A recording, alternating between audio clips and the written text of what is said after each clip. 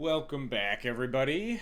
We are here with an exciting new update for those of you avid Duel Commander followers. Many of you know that Relic Fest happened over this past weekend. Ended up being a 972 player Duel Commander event as far as the data goes. I heard it's a little bit of different numbers, 960, 972 it says on Melee, so I don't know the exact number, but extremely massive Duel Commander event happened this past weekend, and lo and behold, Cloud won the entire thing in the hands of one Ambroise, I believe. Hopefully, not getting the pronunciation wrong too much, but brought Cloud all the way into the finals, winning the entire thing, and a second Cloud list got 8th place. Two Cloud decks in the top 8, and they also had to play the mirror in the quarterfinals. Rather unfortunate, but seeing Cloud win the entire event was super cool. And we'll talk about it in a second, just kind of finishing the vamping here. There was a third Cloud list, I believe, in the top 32, in like 25th place or something, but like fantastic showing for the deck. I was very happy, was very excited to see. I watched as much of it as I could. Ambroise was on stream, I think three matches or something. 2 matches of the Swiss and then the finals match. Really cool games to watch. The other player I think was also on camera, like around 13 or something. But yeah, we're just really excited after a lot of like maybe not negative, but less optimistic than me. I know a lot of folks, especially across the pond, have been a little less enthused about Cloud's perceived position in the meta, and talking about like it's bad versus Slimefoot and Squee and other statements that I kind of vaguely or strongly disagree with to varying capacities. And then lo and behold, Cloud blows everybody out of the water. 2 lists in top 8, 3 lists in top 32. Very exciting stuff. Also, I think between the 3 Cloud players, I think it was a combined like 501 or 601. We can see their records and matchups here in a bit as I pull up their exact data against Slimefoot and Squee. So like maybe Slimefoot and Squee matchup's good. I don't know. Maybe all the other people were wrong. Who could say? I mean, obviously, small sample size, 6 matches or out of whatever, but like just goes to show, don't always just like trust what everyone's telling you when your intuition and your gameplay experience is telling you something like very, very different. That all being said, Ambroise had a very cool take on the Cloud archetype, very unique departure from what a lot of lists that we were seeing on Moto, myself included. His list is like a lot. It trades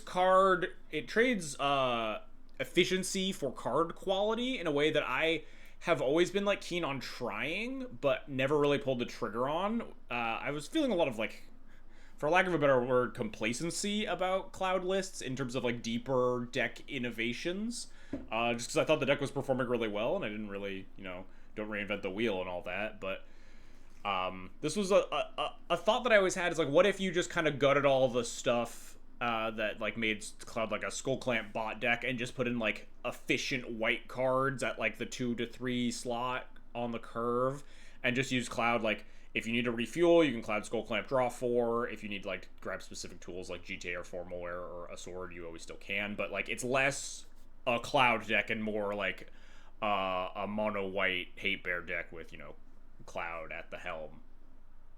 And that's exactly what he did.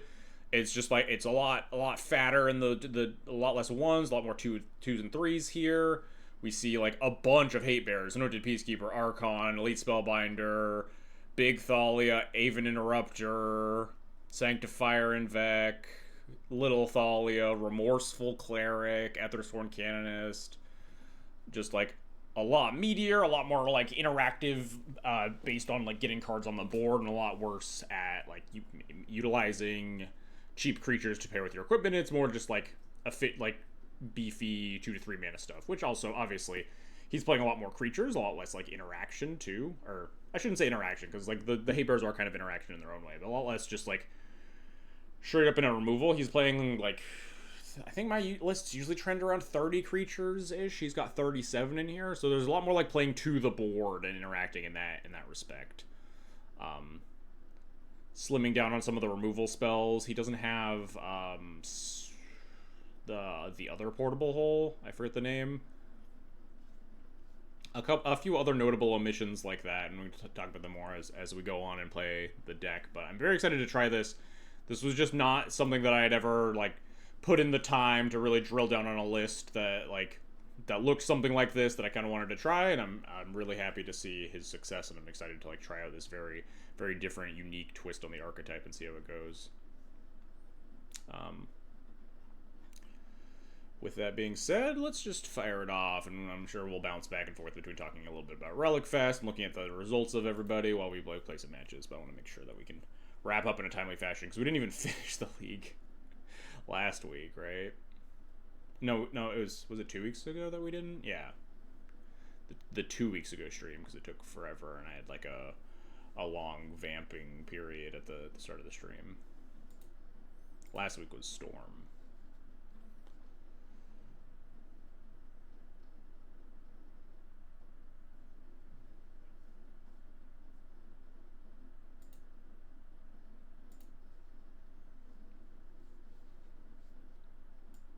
Spider-Man 2099, another deck that had like a really solid breakout performance. I mean, obviously it was like probably the first big Duel Commander event that card was legal, but feeling more and more like it's also going to be a mainstay of the format. Kind of makes sense. I dig that commander in like the blue-red color more than I was liking the VV decks. Although notably, one of the only people, I think the only match that Ambroise lost. No, he lost another one to Aragorn. He lost round 2 to VV.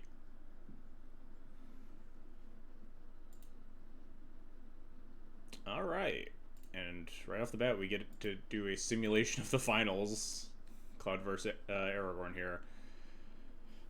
So there is something to be said about his deck has a lot less one. So how much should you be like keeping hands that don't have a 2-drop or don't have a turn 1 play?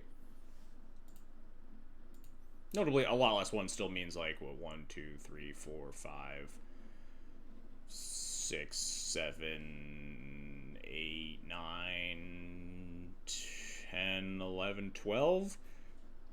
12-ish cards that you're like okay with running out on turn 1. That being said, I think this hand just kind of sucks anyway. Like Gather Commando, while having Flash is nice against Aragorn, doesn't really do anything. Filia and Cloud is nice, but against the interactive deck, I think you just want like a little bit more substance. Yeah, like this. We'll keep this and bottom. Kind of want to bottom Path versus Aragorn. I really don't like casting Path versus this deck. Putting them up on mana really sucks. We have Skyclave as some removal. You do, like, kind of want to be able to shoot one thing, like hitting Aragorn and punching in, but pathing the Aragorn and then they just recast with the following turn. I don't think I want to bottom land 3. So it's definitely between Skyclave and Path for me. I think we're going to bottom Path. Maybe. We will perhaps regret it. Who knows?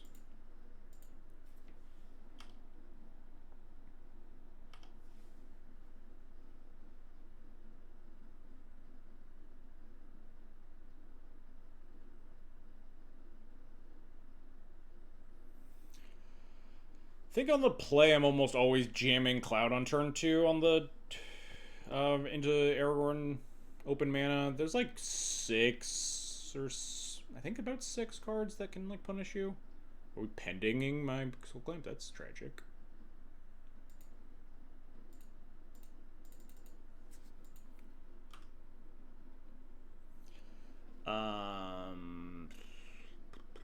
We have a little bit of removal. We could just go like sort of Fire and Ice, but it's pretty clunky.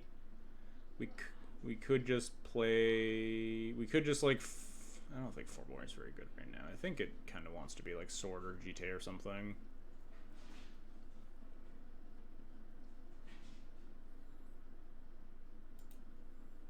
I think I want sort of Fire and Ice. I don't know if I'll run it out next turn into like 2 open mana.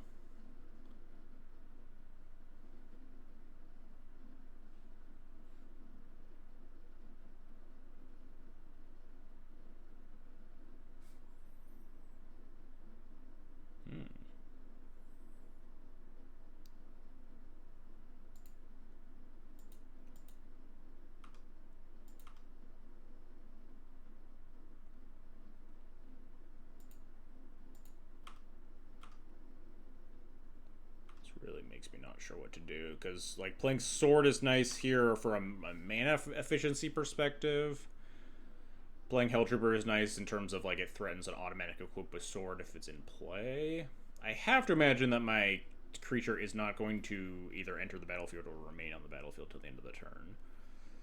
So I think we're just gonna play Remorseful Cleric here, even though it's like kind of awkwardly off curve. I think the Sword of Fire and Ice is in general better.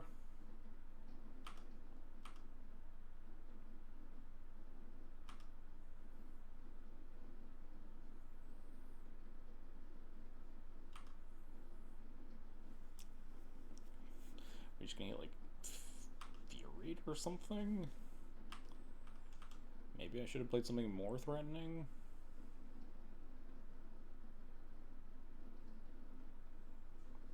Johnny, that's it. Maybe I should have played Helltrooper, huh? Helltrooper Jumping Cloud is nice.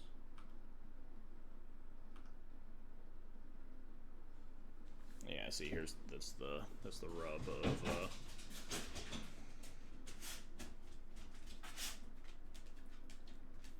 not playing Sword or Helltrooper. I guess Sword would kind of get brickwalled by this anyway. But like playing my 2-drop over my 3-drop, I could like double 2'd or something here. But now we have to awkwardly play off curve a second time. We could just like slam Parallax Wave or something and attack. It like can double his cloud protection. I don't know if I'd want to exile the Ajani or just like attack. Could also just take this turn to play sort of Fire and Ice, but then the board starts to get clogged up for an Aragorn. I think I kind of just want to play Parallax Wave.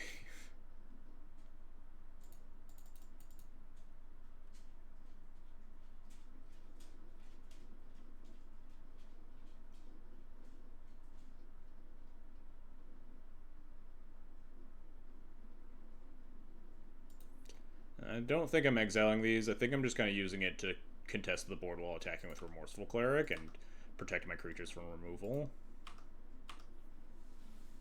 I'll probably end up exiling this Cat Warrior at some point, but I don't think I'm in a hurry to do that.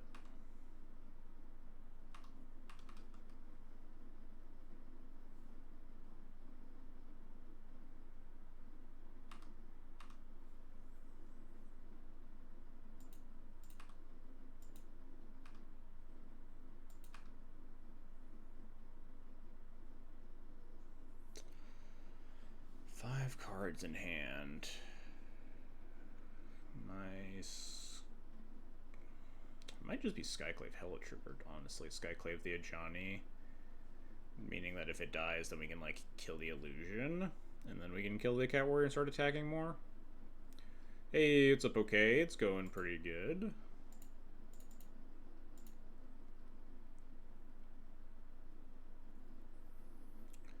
Chill Tuesday night stream. Things are going to get a lot more hectic in my life in the next couple of weeks, but for now we're good. For those of you unaware, I am in the process of a move across the country. I wonder if I should have actually eaten my Skyclave with like the target on the stack or something.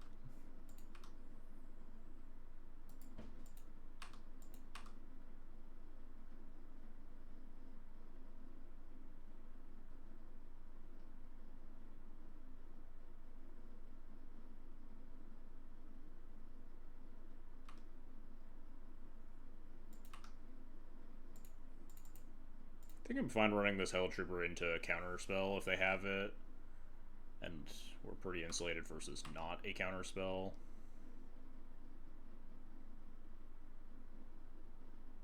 The fuck? I've literally never seen this card in my entire life. Attack Snapcaster Mage on a Flash Flyer. Cool. Okay. I don't understand what our opponent has in hand. I also don't understand what the opponent has in hand. Yeah, I guess it's Sphinx of Forgotten Lore.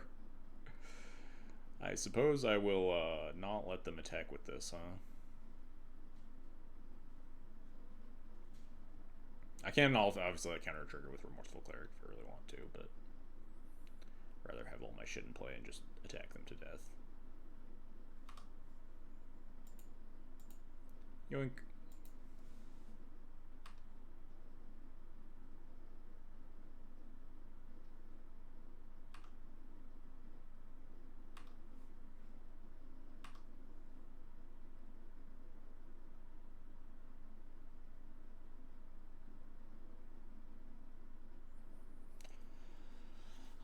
Honestly, kind of a nice one. Zarkon. For some reason, I don't. Where did this notification go? Christopher Cool, thanks for the follow. Oh, there it is. Christopher Cool, thanks for the follow. Much appreciated. I don't know why I couldn't see that notification somewhere. I think I'm just like it's 7 power. They're at 11. All right, counter the sword, or like maybe they have like white removal. No. Do I get? I think I'm fine with this. I think I just Parallax Wave the Cloud if they like remove it. If they cast red removal on it, then I just get to equip to the Helitrooper for free.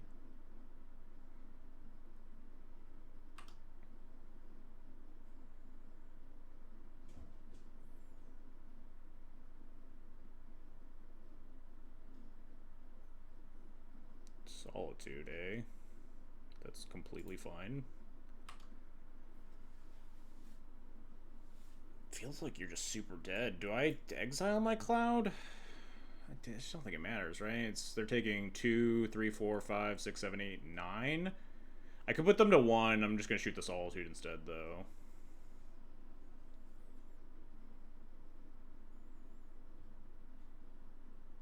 I could just let the Cloud die and hold the... Oh, the Cloud represents haste damage if they, like, Wrath me or something, right?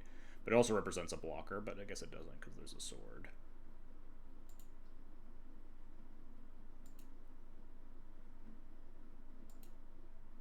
They really should have done this and gave me the 2 extra life. I don't think they know about Helitrooper.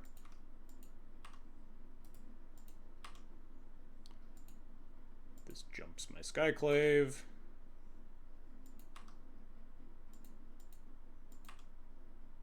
Unfortunately, 1 off lethal, so I will instead just kill your Solitude and draw my card.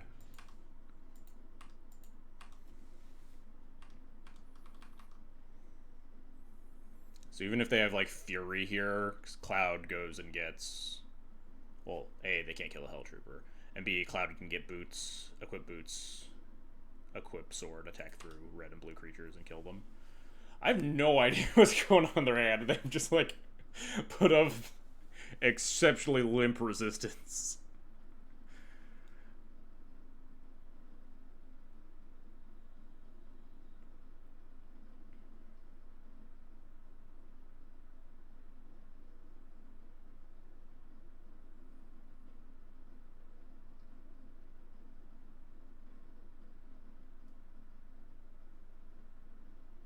It's a big cuddle monster. How's it going?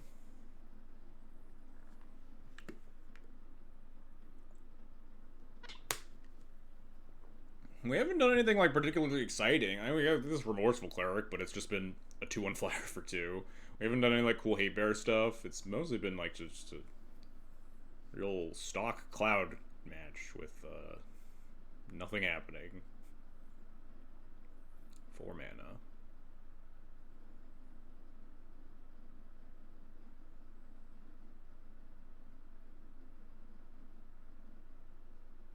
Aragorn? Sure.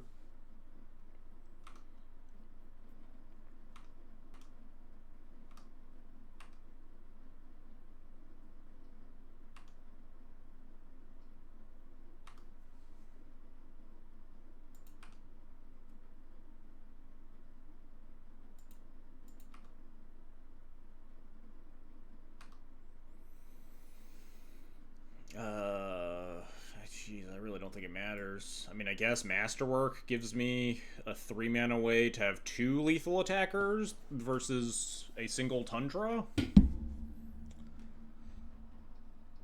Seems pretty fine.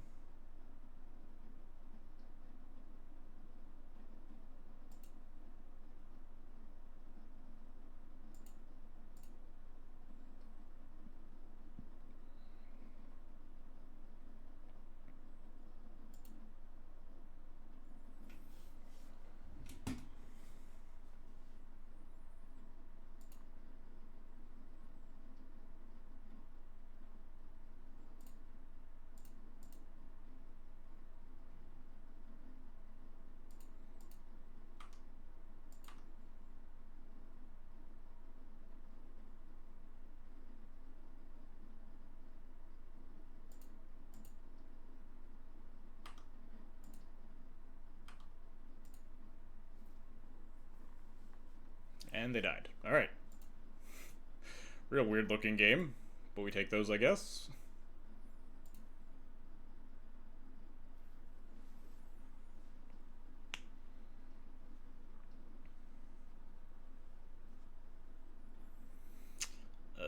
Seems like kind of unappealing. Urza Saga is pretty nice, and we have like plenty of planes we can lay down arms. The Aragorn at some point. Maybe we'll keep this.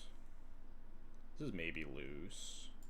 I put in cast 0 counter spells last game.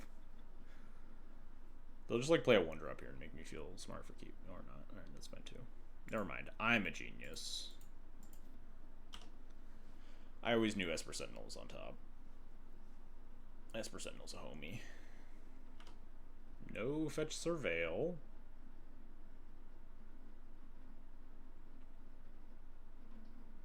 Am I supposed to attack into this? I feel like the answer is no. I think I might even just play Sanctifier into it. Rather than Cloud into, like, open mana. Although playing Cloud into open mana, when you have an Esper Sentinel isn't, like, the worst thing, because it's a higher priority counter target, and you can, like, start drawing with Esper Sentinel. If they had 1 mana counters, I think they probably would have just tagged Sentinel with it. You watch some of Relic Fest? Did they post VODs on YouTube? Because trying to watch it on the Twitch VOD's kind of bad. I don't know if it's posted to YouTube yet. I imagine it will be at some point. I definitely want to play one of these, and then the following turn I'm probably playing the other one plus Urza's Saga. Unless a late in arms target presents itself. I think I'm fine just casting Cloud here. I don't even know what this Cloud gets if it resolves. I'm sure everyone has asked with thoughts on the bans. Is there a shortcut or link? Oh, no one has asked yet, actually. I didn't think about that. They do have 1 mana counter? Maybe Spell Snare? Oh, yeah, Spell Snare or Wash Away, I suppose, are cards that would punish me for this play. The rest of them probably would have gone after an Esper Sentinel. Maybe it was worth playing Sanctifier instead.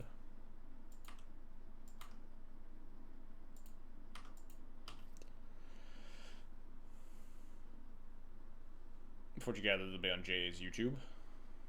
Yeah, hopefully. But yeah, as for legacy bans, I guess I didn't talk about that, but I might end up, if I can get the QPs for it, I might end up streaming the showcase on Sunday, if I can gather up enough QPs for that.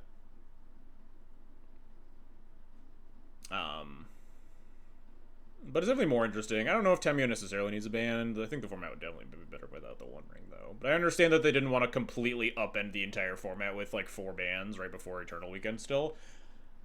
I think, like, very specifically, they didn't ban Tamio in the One Ring and leave Underground Sea and Ancient Dupe gamers, like, completely stranded for Eternal Weekend. They kind of left those archetypes at least somewhat intact. The Blue-Black Reanimator players can flock to, like, Blue-Black Tempo if they want to, like, register their UCs and Tamios. And the Ancient Dupe players is... I don't know why we left that happening, but... a lot of mana over there. I kind of want to get this Saga going, but I also kind of want to get this Skrelv going. I guess I can wait another turn on Saga still.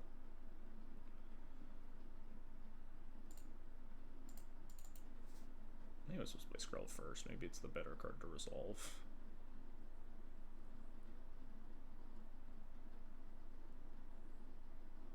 Specifically playing my cards pre-combat here because if they tap low, then I can attack with Esper Sentinel. That's kind of fine for me. If they just like slam Aragorn, we have removal spell, planes lay down arms, replay our thing.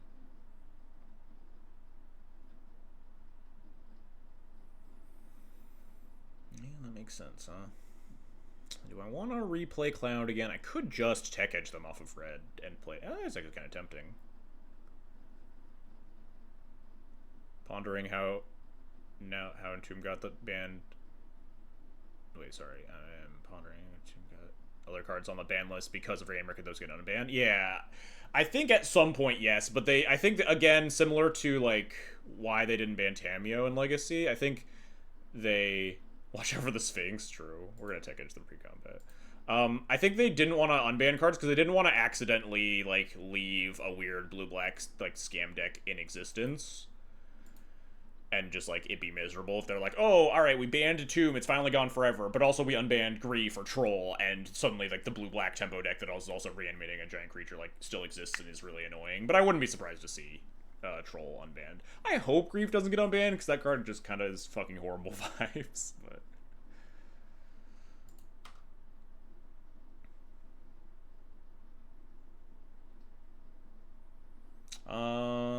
I think I'm just attacking. I don't think it's worth 2 life to give this thing like protection from like blue idiots.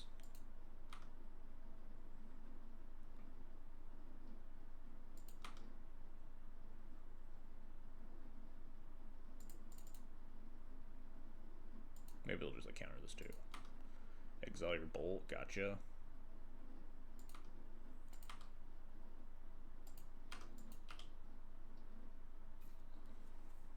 Hashtag fuck Grief, yeah, for real. Just like, we don't need like a fair like Grief reanimate deck in the format. It just doesn't need to happen. That one can just stay dead. Alright, here we're finally going to play out the Saga, and then we're going to pre-combat this Cloud for the reason we've been pre-combating everything, because I don't want to attack into my opponent's, like, giant flash 3/3 Snapcaster Mage guy. If my opponent counters this, then it is what it is. Blah, blah, blah. Wow, that's a really annoying counter. Holy shit. Because it doesn't, it's a blocker for my guys and doesn't trigger my Esper Sentinel. I think I'm just letting Cloud go to the top because then I can replay Cloud and activate Saga still. Command zone is in a library change. Goes to the library, not the command zone.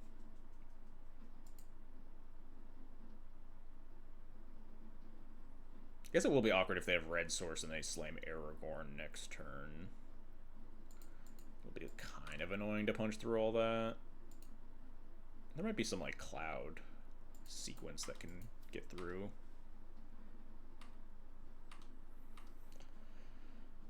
I'll have only 2 mana left over? Maybe not.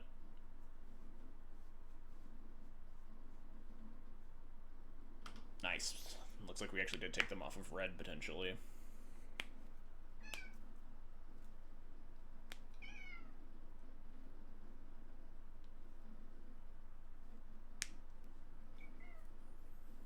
But yeah, got sidetracked from that conversation. I wouldn't be surprised to see a Troll unbanned in like the next 1 or 2 or 3 BNRs from now. But like it's fine. They don't need to have Troll for a little bit. We can just live in this world where like people aren't casting reanimates for the first time in 2 years in Legacy. It'll be nice. We can all just hold hands and enjoy this new meta where we don't necessarily need to play like 8 different graveyard hate spells. What did they do? They did not shuffle and then didn't play a red source, huh?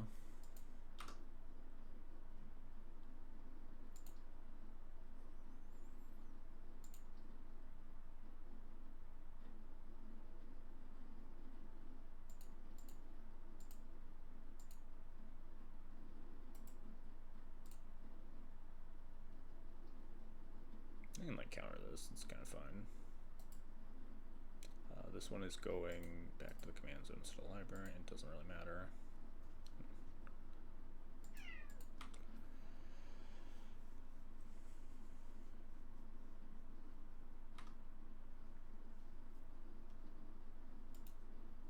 Yeah, now we cost 6 mana, but we get 2 guys and either a Skull Clamp or a Boots or something. Maybe a piece of Graveyard Hate, who knows.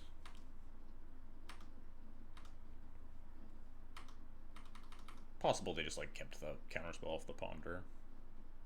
Wanted to keep stopping Cloud. But these Saga tokens should get to like 4/4s. Helps get through the subtlety. I suppose a little while ago, did you see Joel R. Magic's interview with Steve Stillman about Duel Commander as a pro format? I don't think I did. I know Steve is like a big fan of Duel Commander. I saw him tweeting about Relic Fest the other day. I don't think I saw anything about... I'm not holding my breath. I think Duel Commander is like far, far, far removed from being a Pro Tour format. I think it might be time to fire off this laydown arms, huh? And just start chugging in. Might also be time to just get the Skull Clamp. We got nothing going on in our hand. I might even just clamp this Sentinel. Wait, we don't have a Ghost Vacuum in this list. He doesn't have any graveyard hate? Huh. That's kind of surprising. No Ghost Vacuum, huh?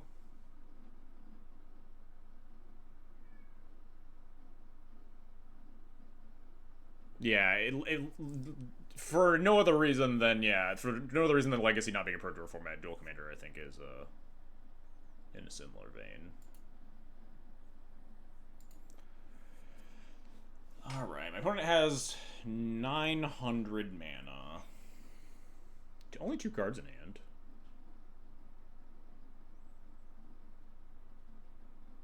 Maybe I'm supposed to just, like, Skull Clamp on Sanctifier attack with, like, Construct plus Skull Clamped Sanctifier and just keep ignoring the subtlety for a little bit. I think I'm kind of fine holding on to the laydown arms a little bit longer.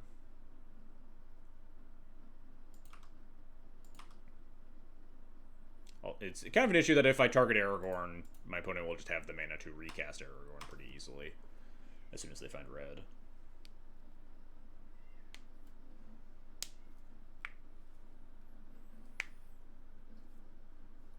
Some weird flash creature.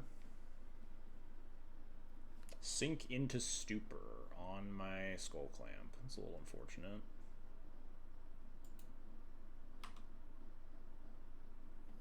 Yeah.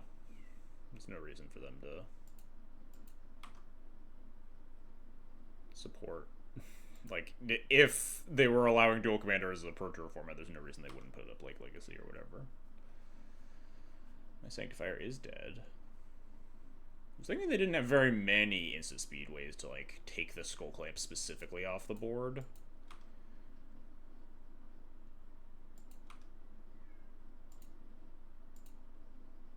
Because there's no reason for me to lay down arms this now. I don't think I want to clamp my Esper Sentinel either. We have plenty of mana to go for it on a future turn. Put the clamp on a construct here.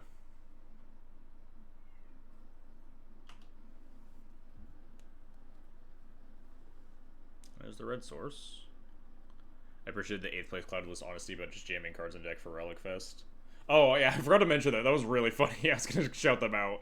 Their list, very specifically, hey, I finished 8th in the Relic Tournament with Cloud. I encourage you to not overinterpret my list. I put it together Tuesday night with whatever cards I found, and I hadn't played the deck before or a DC game in almost 2 years. Really made me laugh. You gotta respect it. Sometimes you're just fucking gonna run hot. You just scrape your deck together and annihilate people.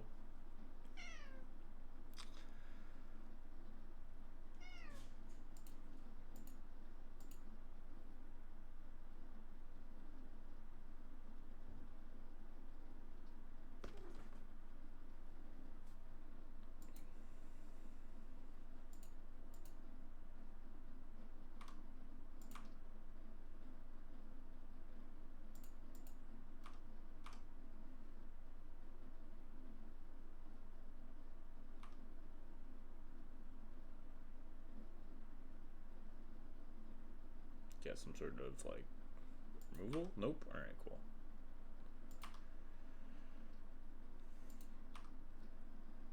I almost don't want to kill my Sentinel because I'm worried that, like, drawing 2 cards, I'll only have 2 creatures versus the Aragorn next turn. Although, like, if my opponent plays Aragorn, am I really gonna just send all? And just Aragorn eats the Esper Sentinel, Subtlety chumps a construct, and, like, 1 construct hits them? We have a lot of good cards we could draw too on those 2 cards. The important question is, was Mandibular Kite in the list? I don't think it was in the 8th place list. It definitely isn't in this list.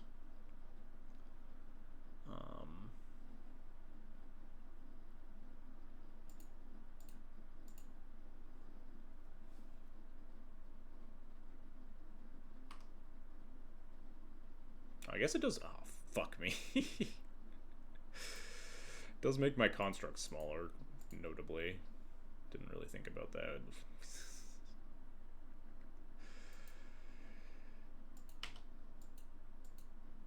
I guess well, we still have Monarch too. Could have drawn a flash thing or another land. It's fine too. Everything's fine. We did Leicester City, so we have access to 8 mana, so we could like 6 mana Cloud plus play like Boots or something to have like 3 attackers. Again, we'd have a 3 power attacker, unfortunately, into an Aragorn. They call that the nuts. Yeah, couldn't have made it much better myself.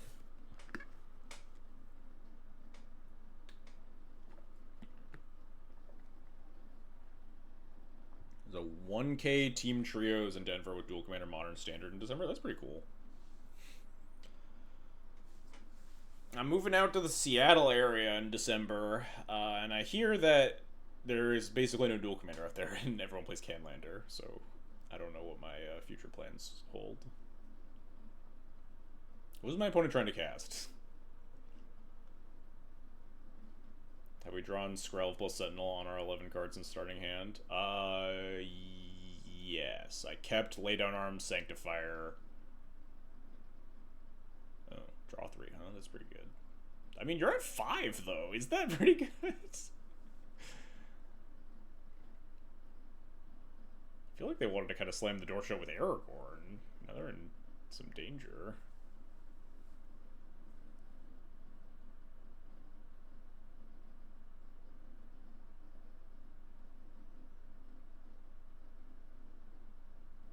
If we just don't draw another... Oh, I mean, that's... Oh, I guess that's not actually quite a... Well, it costs 1 mana, so... We have 8 mana here. 6 mana Cloud leaves us with 2 mana. Sigarda's Aid plus... a 1 mana equipment. I mean, we could get like we could clamp our Cloud and draw 4. That doesn't seem very good. I think what's likely going to happen is that I'm just going to attack and then tutor Formal with Cloud.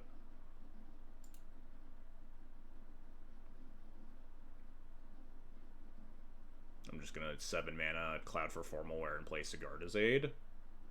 Then what happens? My opponent's gonna block here. I guess we could just attack first and my opponent blocks and then something happens.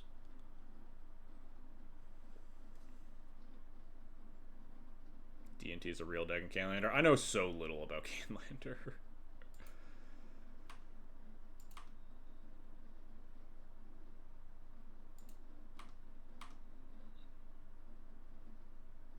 They don't block. Interesting. They elect to go to 2 life. Seems dangerous, but okay. Now I kind of want just like sort of Fire and Ice so I can try to kill them through an Aragorn.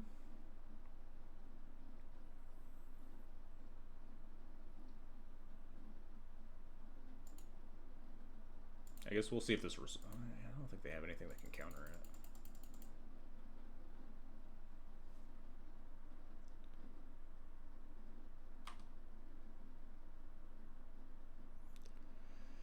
Yeah, now if they play Aragorn, we'll want the ability to, like, just get through all of their creatures.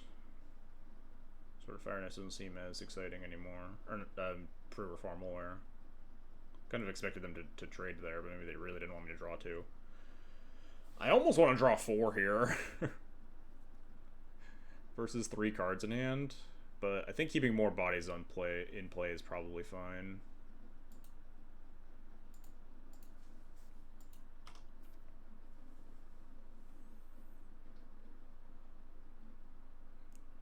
Mana Tithe me? I don't think I really care about this Sigarda's Aid. Yeah, deal. Ooh, Egandro's interesting. Egandro means that we can, like, kill Aragorn, they can't gain life. Or even, like, attack and Egandro it or something.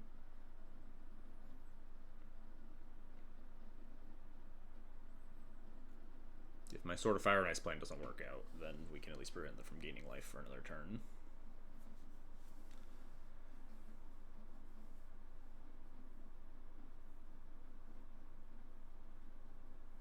Turn 9 Mana Tithe, hope he's flying high. I don't even know if that Mana Tithe qualified as trading with a spell. That Sigarda's Aid was pretty close to not a spell.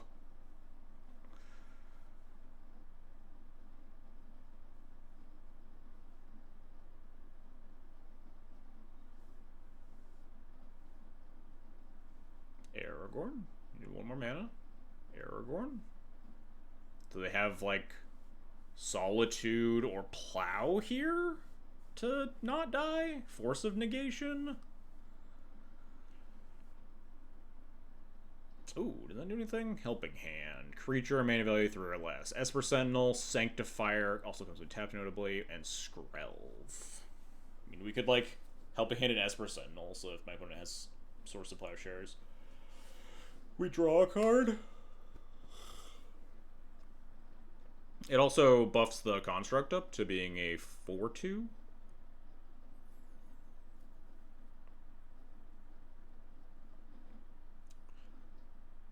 We have 8 mana here. It'll be 1, 2, 3, 4, 5, 6. So I think I want to play City this turn, just to make sure that I have enough to Agancho this Aragorn if something goes wrong.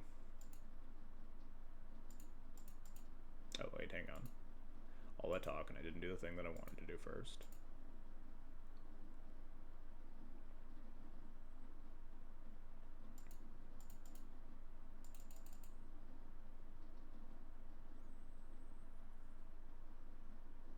Is there a reason to equip this to one or the other?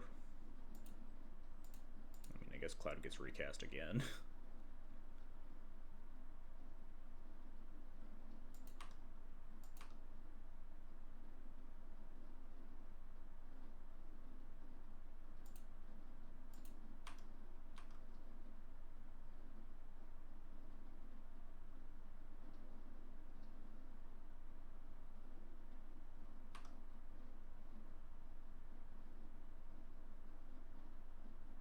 Dead? There's dead. Cool. We did it. Alright. Excellent. Very weird Aragorn game.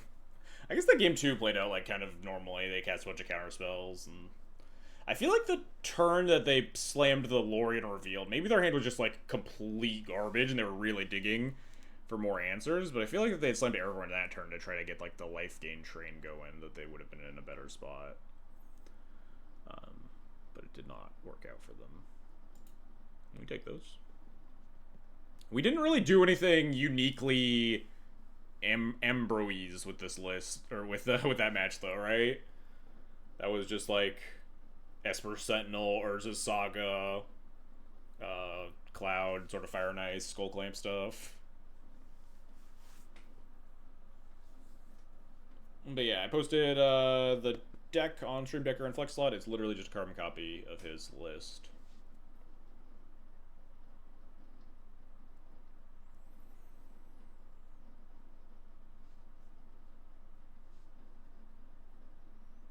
We haven't done any. We haven't, like, you know, played any like the cool hate bears. We drew the Archon the turn we were killing.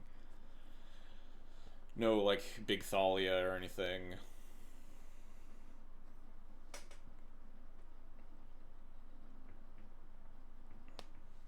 No anointed peacekeepers.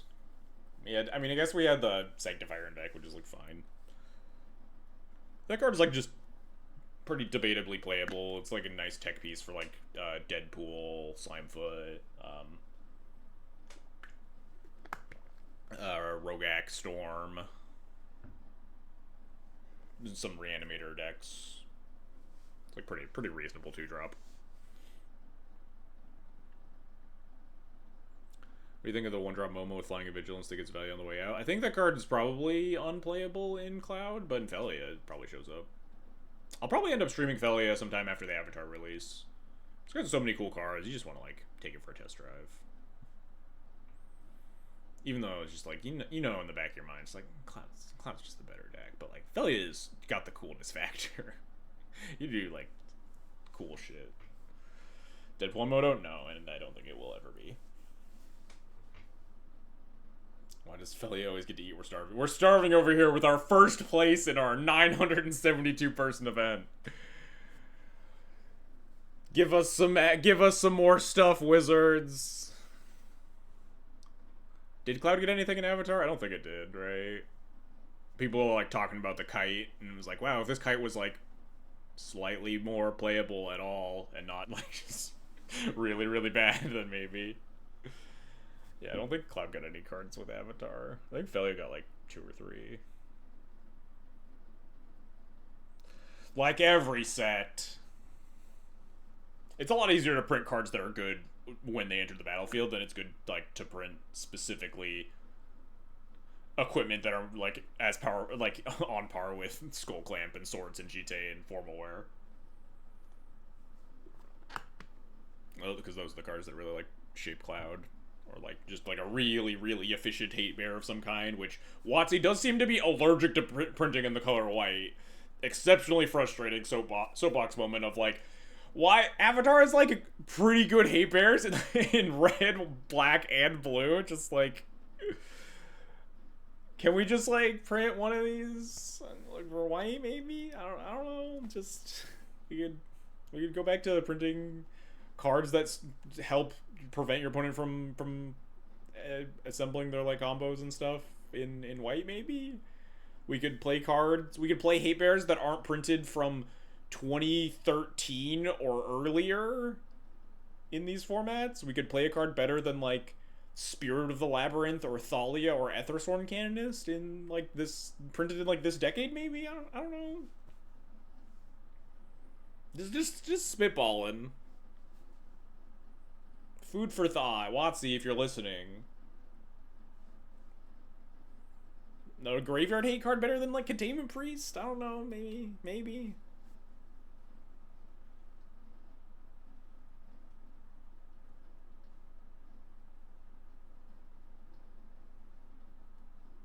Meanwhile, we got Dothy Voidwalker, Orcish Bowmaster, what is it, Opposition Agent.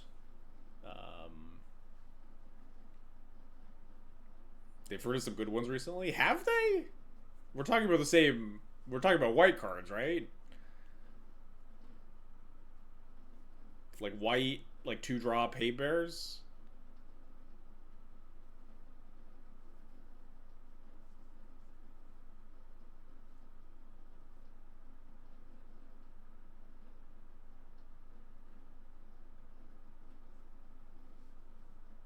Black with Stone Cold. Yeah, I'm fine with like black getting good cards. Colors can have good cards. It irks me when like we're treading on the toes of like the thing that white should be doing, which is like cards that make it harder for your opponent to play the game. Yeah, there have been good white 3-drops. I'll give them that. But like we could print some of them at 2 mana maybe. I don't know. Like make them a little bit worse and like a little bit cheaper. Clarion Conqueror, good. Anointed Peacekeeper, good. Archon of Meria, good. I think that was technically not this decade, but I think Archon was 2019, but...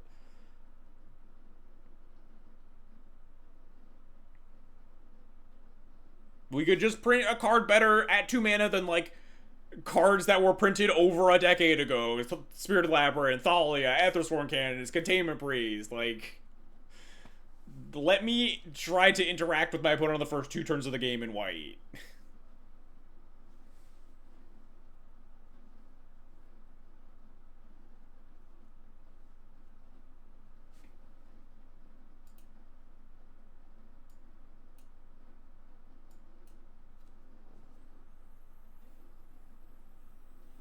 Put on your thinking cap. What does a white Goyf do? Just gains life.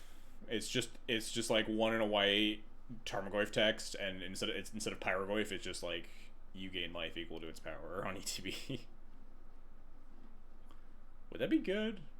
That would be like really good in like creature matchups, huh? It's just like a giant thing that gains a bunch of life. Just a huge roadblock. Be really fucking bad against like Barrogoyf, because like the Barrogoyf just always kills it in combat. You can never block it. The Barrogoyf is just already that much better. It has lifelink. Fuck.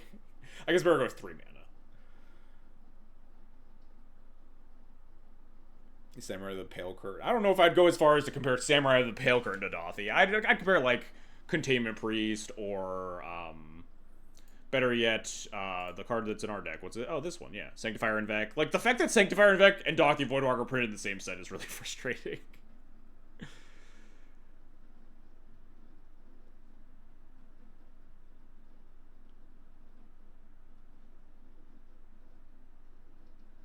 Hang on, we gotta figure out what's going on. Are we keeping this hand? What are we playing against? What's happening? Tiamat, uh-oh, combo. Well, Archon of Meria is good. We have a Demi and Reverend Monster to protect Archon of Meria.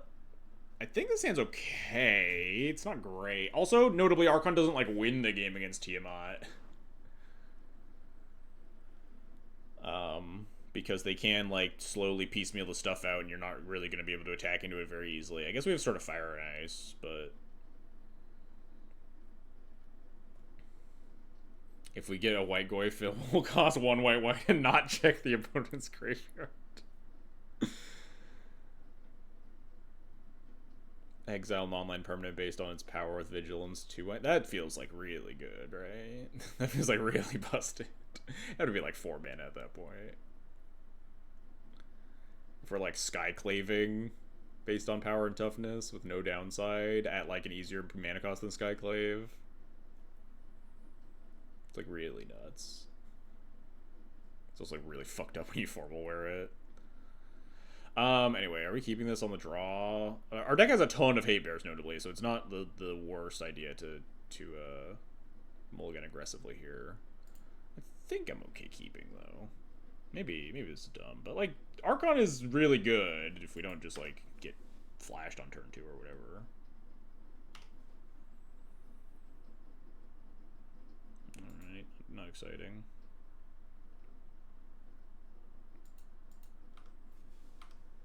Does Sanctifier deck do anything against them? I don't think it does, right? It doesn't exile,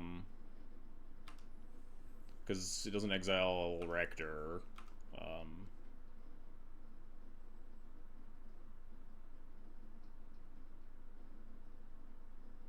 Terrifying.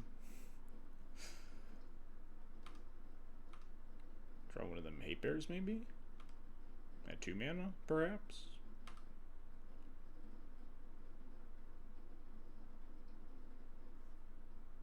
Vigilance and life gain. Paragraph is busted.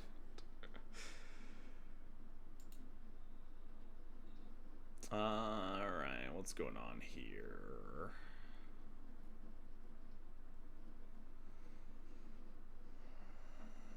I don't think Sanctifier does anything, so I think we're just gonna go Ademi into Archon, protect with Mantra, and into like protect with Ademi. Cloud makes us move to discard, and also like we're gonna be, our next few turns are tied up casting other spells.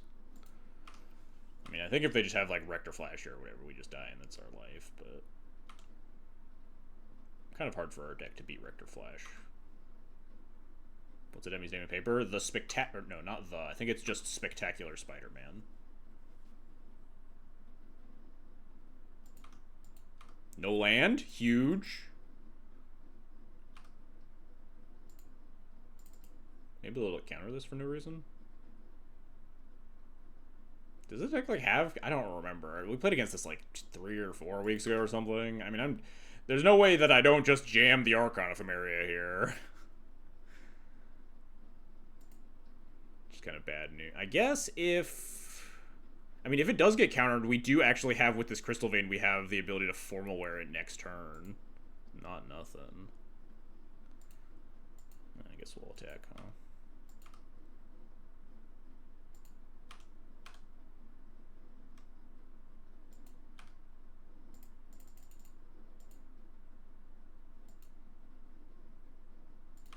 Huge.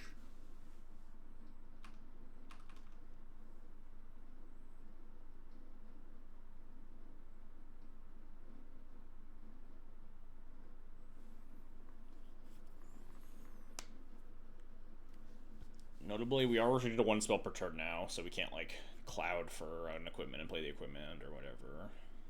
So we might just, like, play the sword out or something. If we draw another land, maybe we're supposed to play cloud out, because then sword after that is way more damage.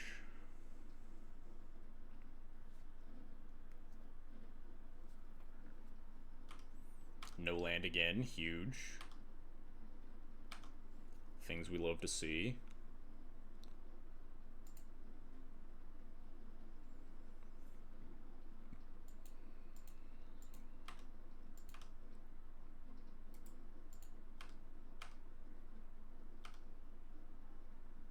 Are they dead if I play Cloud this turn? And then draw... No, we don't even need to draw land, because we can sack the Crystal Vein worst case. Are they dead if we play Cloud? We have 3 4, 5, 6, 7, 8, 9, 10, 11, 12, 13. Yeah, it is actually lethal. This represents 6, and then this represents 7. Yeah, yeah. So we probably just cloud for... I think we'll cloud for formal wear here, maybe? In case if Archon, like, die, or if I have to, like, sack the Ademi for some reason. Like some sort of wrath that Ademi protects that River Mantra doesn't. We can get the Ademi back to protect the Archon again. Or, you know, get back the Archon if they have to wrath and then not kill me in the same turn.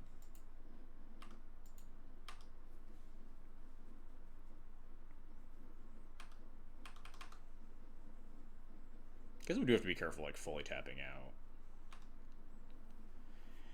Because then if we fully tap out, our shields are down on both Ademi and River Mantra for the Archon trying to kill them this turn.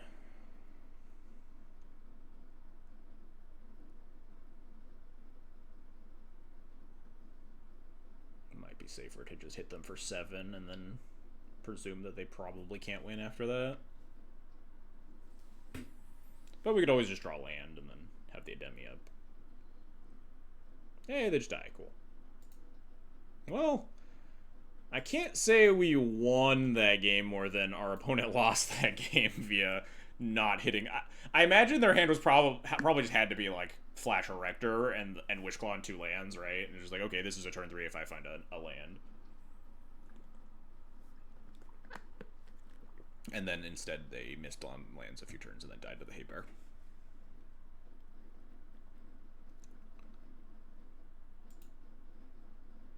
Wait, this deck doesn't have Winter Orb in it either? That seems crazy to me. Winter Orb. I've found Winter Orb to be so good.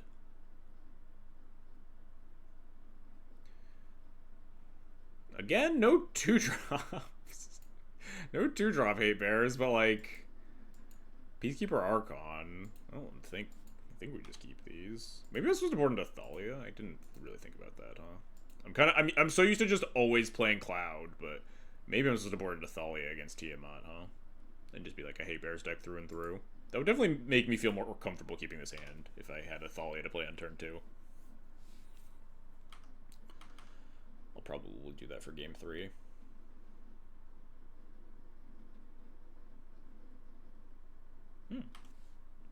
Swift reconfig that. Well, I love it when my cards actually, my removal spells actually get targets.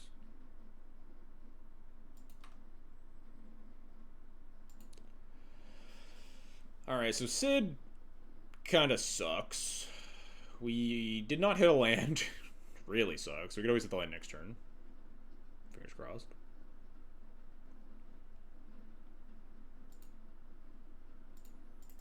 This technically thins our deck, makes us ever so slightly more likely to rip our 3rd land. But also, I think we're happy getting Formal Wear. I guess we could get Sash if we miss for a few. If we miss for a few turns, I think we're dead. But Sash also does insulate us to Rector stuff, at least. Yeah, I'm kind of okay with Sash.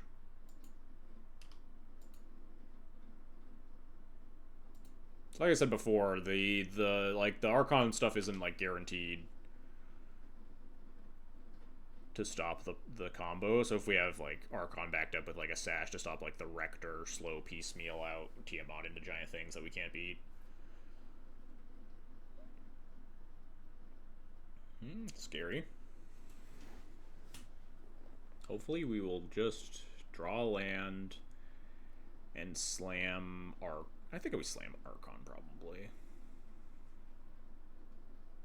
Okay, or we just draw every 3-drop Hate Bear and no land. Excellent. Boy, wouldn't I be happier if this was a Thalia, at least. I think we're just gonna fucking die and go to a game 3, though, huh?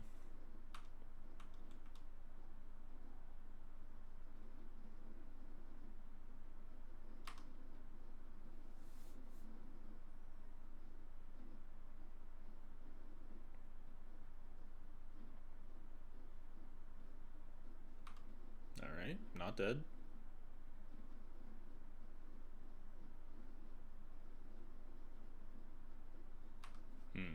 Shred memory for Flash. Seems pretty bad for me. Kind of want to play Spellbinder and exile the Rector out of their hand.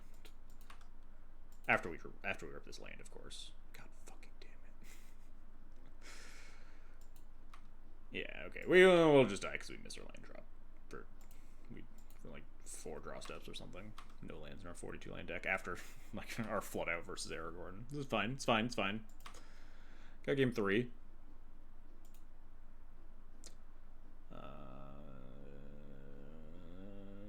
Yeah, we're just dead.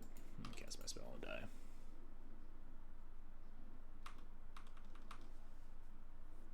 But yeah, I think we almost certainly want to board into Thalia.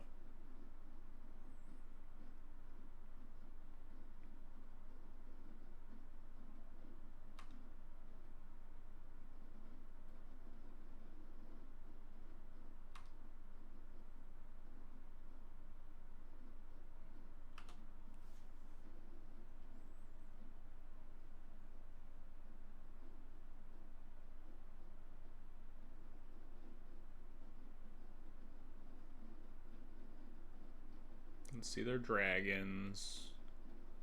I presume it's the same.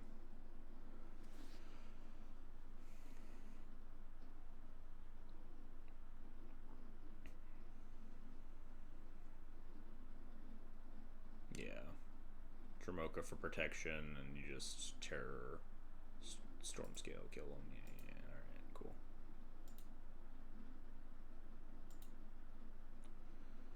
Alright, let's do the thing that I probably should have done before. Oh, I didn't even change to good Thalia art, damn. Fucked up. All access is going on Moto, so I just like imported this list and it just gave me some bad arts, and I tried to change some of them that I remembered, and I did not remember to change the Thalia. God, and then we like immediately draw. There's no way this hand's a keep. We don't have any of the hay bears. Alright, this hand's pretty good though. Give her to protected cannon. Alright, yeah, I really can't complain about this hand. Keep. I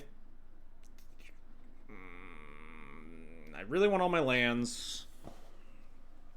I think we did bottom Mantra?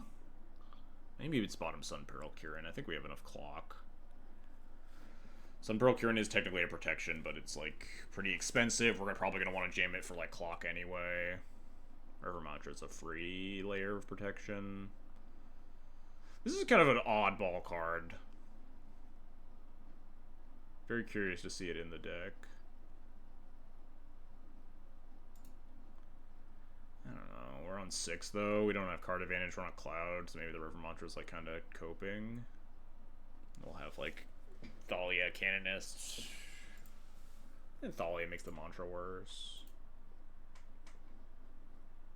I think we're gonna lead Thalia because it gums up the like sculpting turns. We don't need like the hard lock card. If they're just gonna like cast a Ponder or cast a Stock Up or whatever on their turn 3. And the Canonist is not doing anything.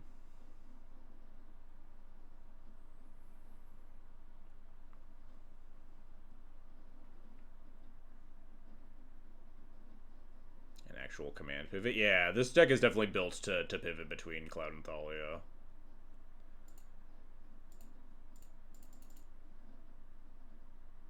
Cast pre-combat, so if it gets force spiked or whatever, then I almost hit no on that. That would have been really bad. So we can attack if it gets countered or whatever.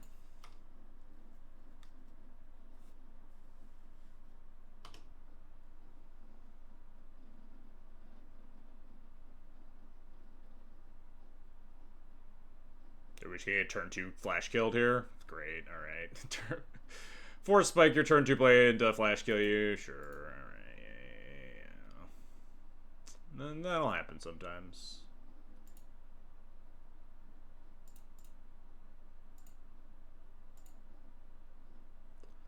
Not much we can do to play around that one, huh?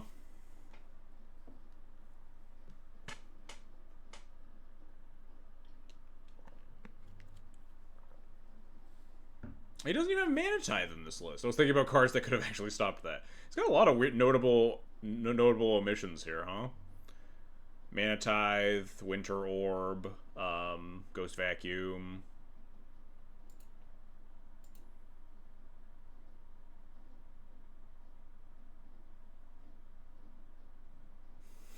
Let my suffer. Oh no, this is the wrong guy. Never mind.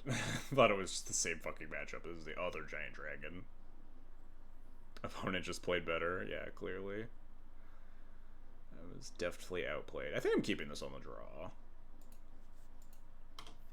His deck's even more respectful to its like colorless count than the colorless source than I am, I think, by like 1 or 2. I think it's close though.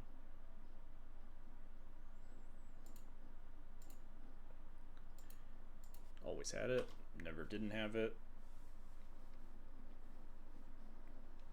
It's Skrelvin time. This is a matchup where I really like to go like Cloud for Hand of Vecta and just try to fucking get my opponent dead. We don't really have that option here. Usually Ur-Dragon's like a lot of like just mid-rangey, efficient removal and like big dragon creatures thing.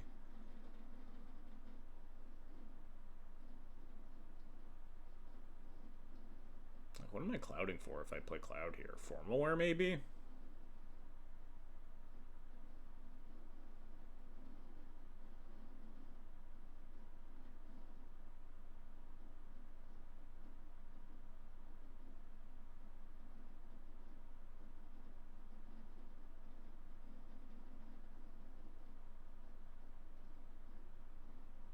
Just like make a yeah, okay, sure. Just a 2-mana 2/2 ETB make a treasure, sure. I think the deck would be better with a few changes like Hand of Vecta and Winter Moon. It's possible, yeah. Not sure what the cuts would like start being though. I'd have to like take a much deeper look at the list and start figuring out. It's easy to call out cards that I would want to be in the list, but it's much harder to call out cards that I wouldn't want to be in the list, right? I think the deck has like a lot of really good, like strong cards at like 2 and 3 that are generally pretty impressive.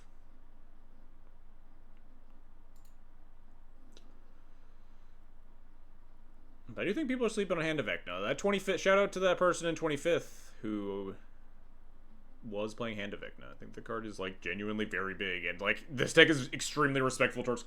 And the Hand of Vecna does have a little bit of diminishing returns when your plan is like to have a dedicated Haper deck that boards into Thalia versus spell-based combo. So I will admit that like the Hand of Vecna is definitely worse off in his list. I do think like Winter Moon is really good.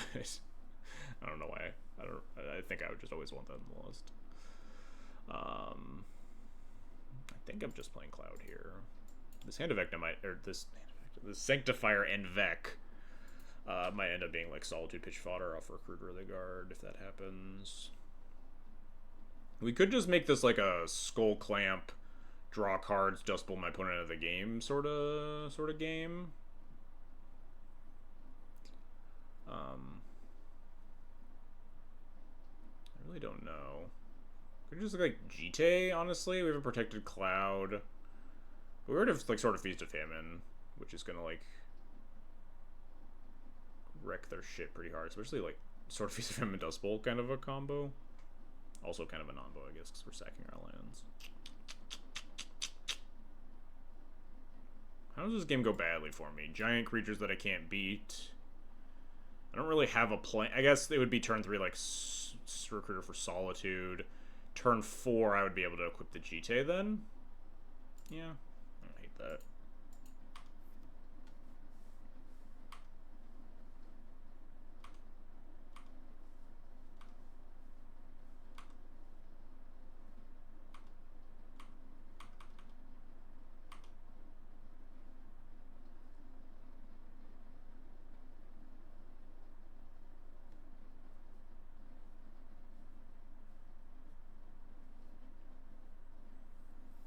Just attack and double strike your guy.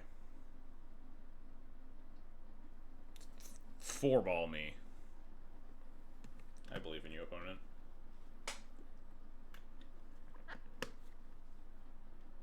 No need to like cast a 5-drop dragon. Something fucking scary as shit. It's just don't do that. Instead choose to not.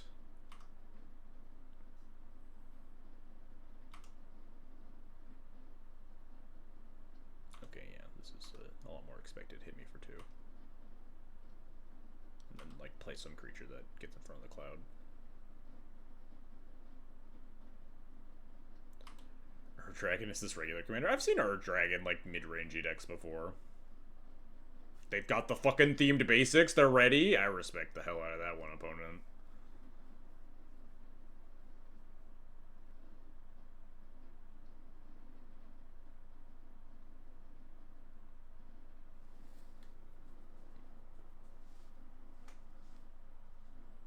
I don't know what's happening to me. It's like Molten Collapse.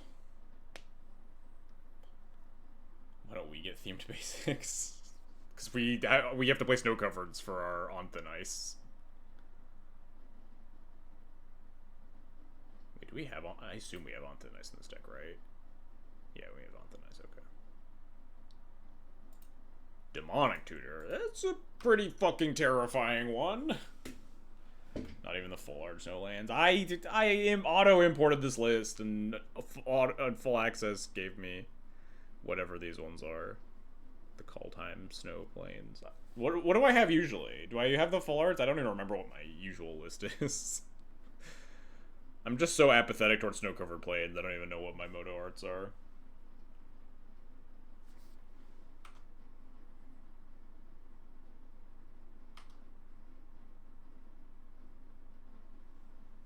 Oh shit, City Traders Dustbowl combo?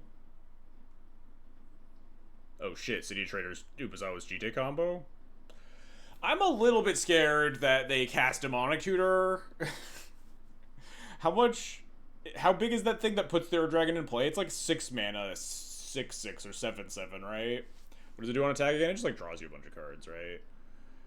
Oh, and then puts a permanent from your hand on the battlefield. Yeah, it's like pretty fucking scary. Hellkite Courser, thank you. 6 mana, 6/5. It also doesn't have haste. Oh no, but it's ETB, put their dragon in an attack. Okay. I genuinely don't know what they would Demonic Tutor for. That card is definitely on my radar. They would need a soul land to churn it out. It would really be sick to just get GT going. GT does not stop me from getting my face punched by Ur Dragon. I think it's okay to just take out a pass turn with Recruiter for Solitude to try to prevent some fuckery from the opponent. Like, it could be anything. It's fucking Demonic Tutor. They could have just, like, tutored up some, like... Oh, no, it is 5 mana, right? Because Ur Dragon discounts it. So it very easily could be Hellkite Courser.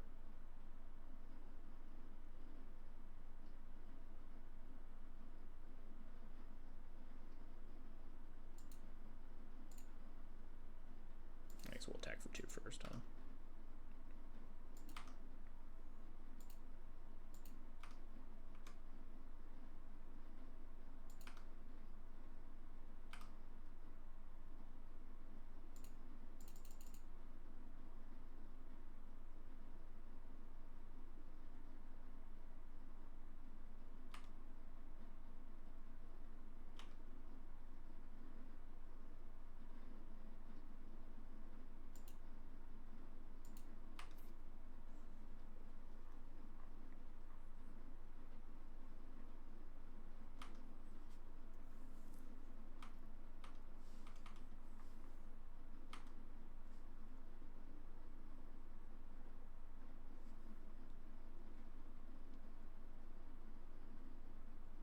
Seems like 8 billion mana, alright. Does this discount itself? Other dragon spells. Okay. Guess it'd be kind of silly if it did, but who knows? Kappa Cannoneer puts a counter on itself. Broadside Bombardiers, huh? It's kind of annoying. I think I just save the Solitude and let them bombard my Skrelv if they really want to. They have to sack either their treasure or their 2/2 for it, and then we can GK it down.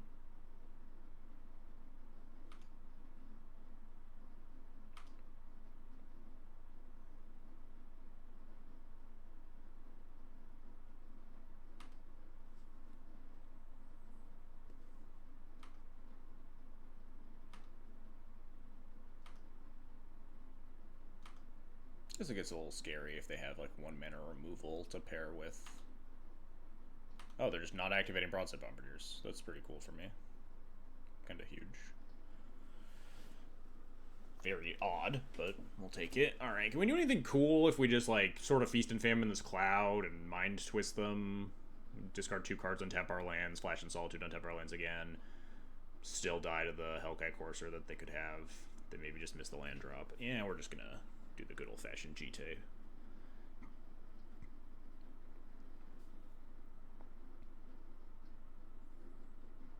I mean, I guess we could, like... Yeah, we could start Dust Bowling them. They missed their land drop. Yeah, we'll probably do that next turn with Sword of Feast and Famine, but...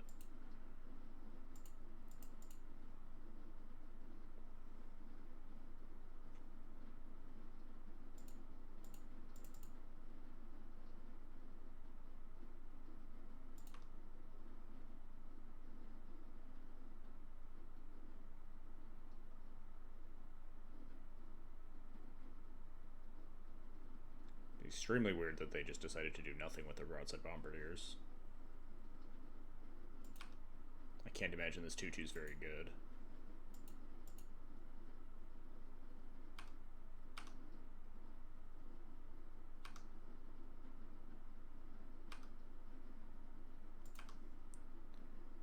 Alright, in classic vein of XJ Cloud decides that he doesn't need to activate his Zuma's RGT at sorcery speed and leaves it for the last minute to like hold up all available options and loses to some stupid bullshit like Neoform.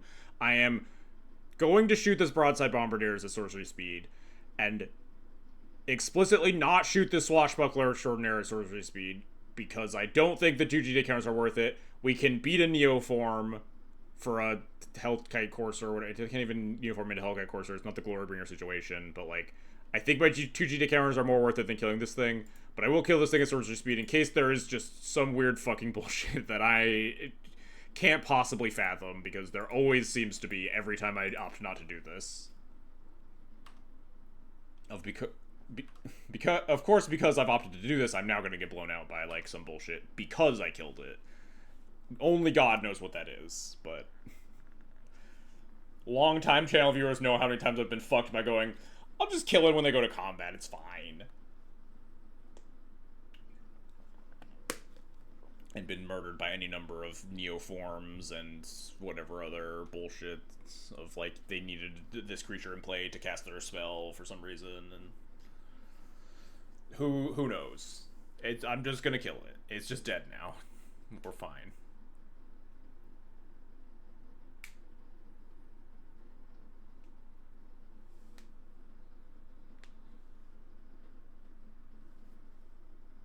Three mana Chameleon Colossus. We got pro green. Let's go. I think I'm about to just send my opponent into the Stone Age. I think I'm going to equip Sword of Feast of Famine, ping down the Swashbuckler, and absolutely annihilate my opponent. Oh, I don't even need to ping the Swashbuckler. They're just gonna attack. Are they just dead? They're not just dead, right? 2, 4, 6, 8. Okay, no, they're not dead. It's fine. It's fine. We get to send them to the Stone Age instead.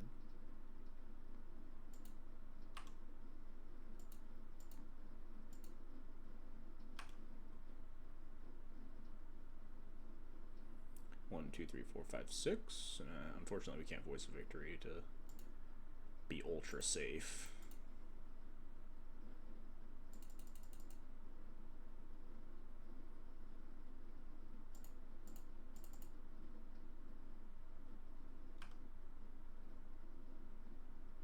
Come on, let me do the thing, let me do the thing, let me do the thing. Be chill, be cool, opponent.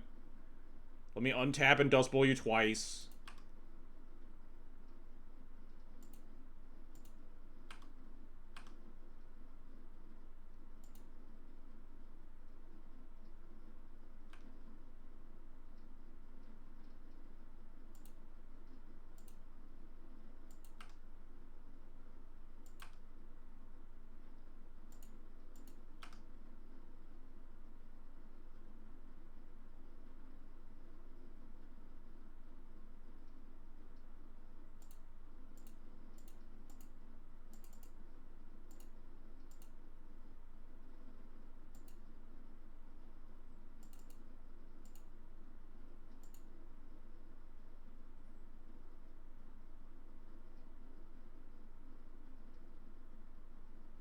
Come on, be cool about this.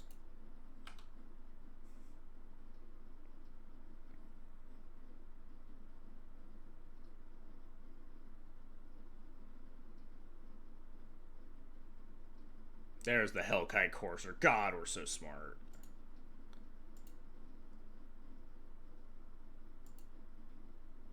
I guess I have to sacrifice. I could sacrifice the Dust Bowl. Nah, we'll sacrifice the Plains. It's fine. I wish I could leave them with just a Reflecting Pool. Unfortunately, Dust Bowl does not target basics because WotC hates fun.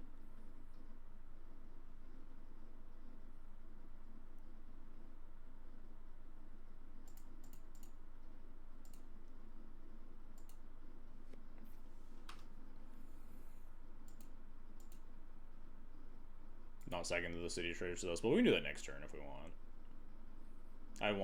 I guess we could have just had, like, Plains versus Plains City. I don't think it really matters that much.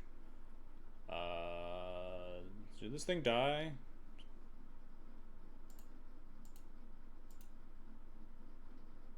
Yeah, we'll kill it. Play around the Neoform again. Land Neoform my Chameleon Colossus into something scary. I don't know. I'm just gonna make it go away.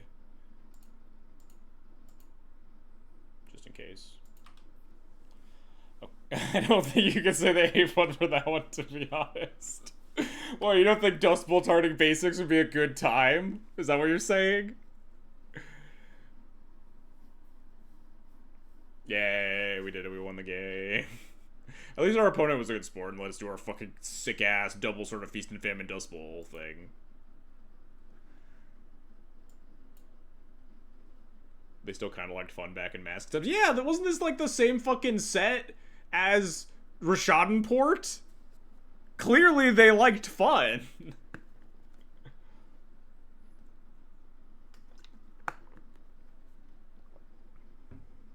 I guess that's what the Rishadenports are for, right? You just blow all their non-basics, and then you just Rishadenport down their basics, and then they don't have anything.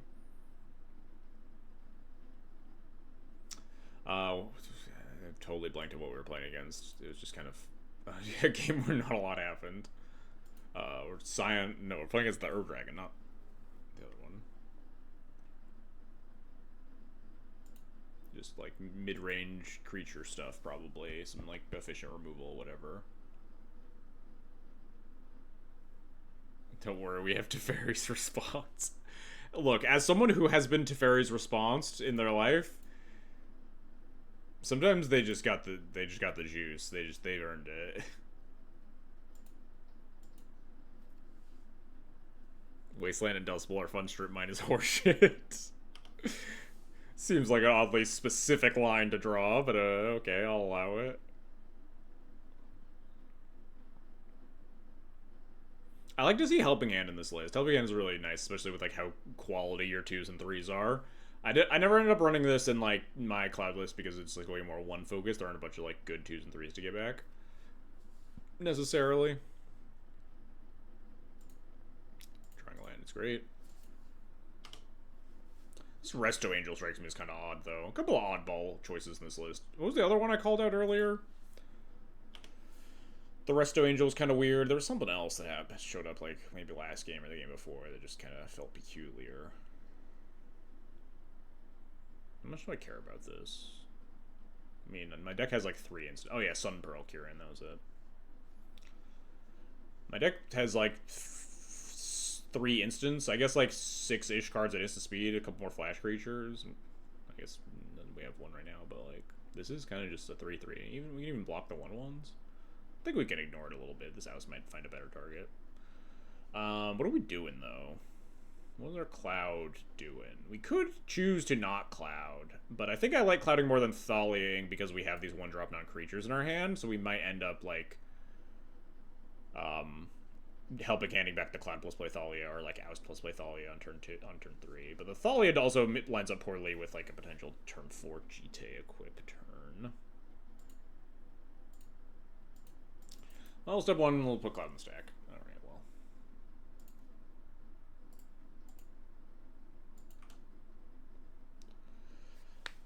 well. We don't have any sort of pro Voice of Victory. Formula doesn't strike me as particularly interesting. We have Helping Hand.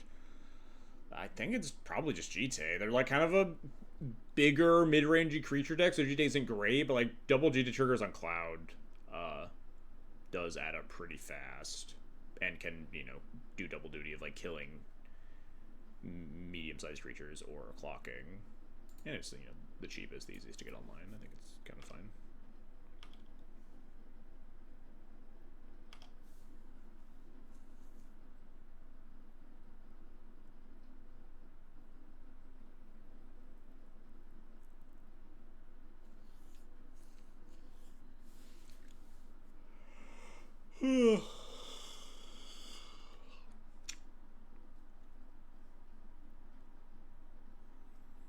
I don't know if we just block with the Cloud. This deck's not like going to counterspell my Helping Hand, and we don't really have anything to do with that third mana. Maybe even like double block the Voice of Victory if they attack. It's kind of sick. Oh, that gets kind of wow. Good thing they're doing this pre-combat.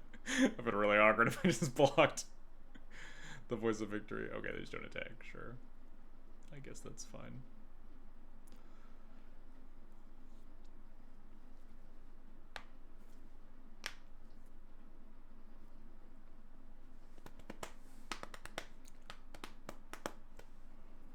We don't have any way to get enough creatures in play to like jump our Cloud. We could just play out the Jite, honestly. It's not horrible. Playing out the Thalia feels kind of bad because it slows down the Jite turn.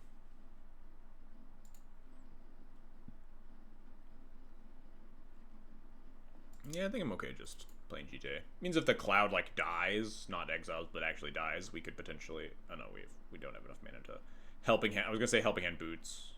Do we have Boots in this deck? We do, right? There's no Boots. God, I love Boots. Man, I made a play in that game, in that match against Aragorn based on like Boots definitely being in my deck, and I just didn't check. I don't think ousting this is worth. I mean, they would gain 3 life and then take 3 damage.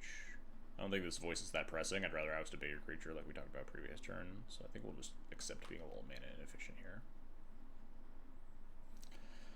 I think the Shadow Spears in here is respect for Tifa, a deck that just like I don't play against online nearly enough, but it's like a very good bullet in the chamber if you're like trying to beat Tifa specifically, because you can like turn 2 the Cloud, and then you turn 3 you have the ability to play out Shadow Spear and then play out your 1 mana removal on the Tifa, and then if they protect it with like a hexproof thing, then you can use the Shadow Spear to remove the hexproof.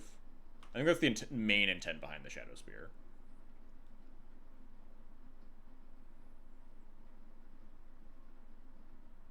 Some big 4-drop dragon. Oh, it's this fucking guy again. Oh, now they can sack their Voice of Victory token. It's a little bit better, huh?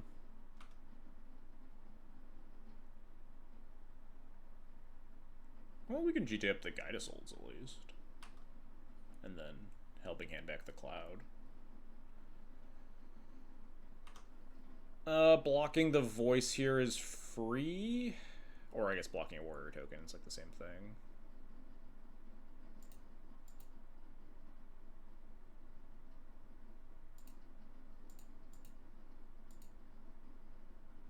I assume they'll just throw this Warrior at the Cloud.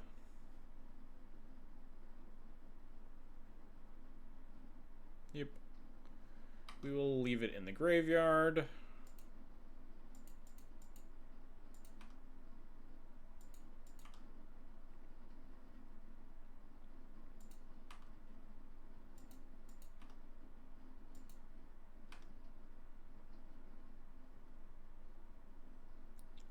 Drum is mana neutral. But we can just... I think we're going to have a dead mana anyway. So we'll just end up playing out the drum here.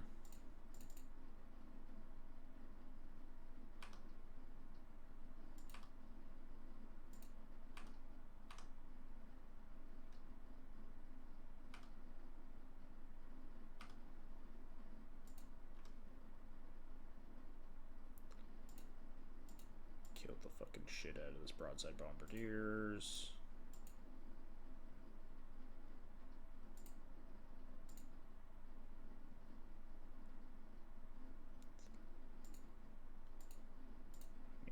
Oust.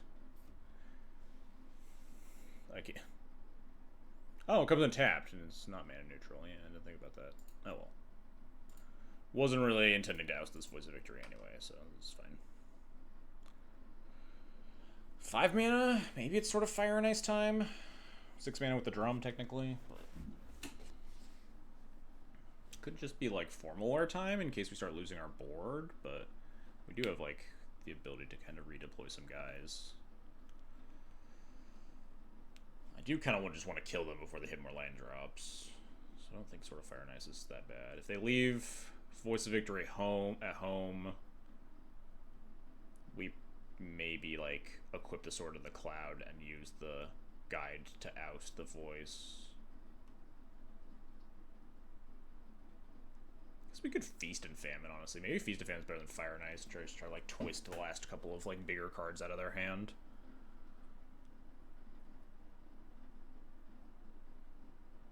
We don't have a ton to do with the mana. I guess we could like Resto, Blink the Cloud after that. Yeah, I'm kind of into it, honestly.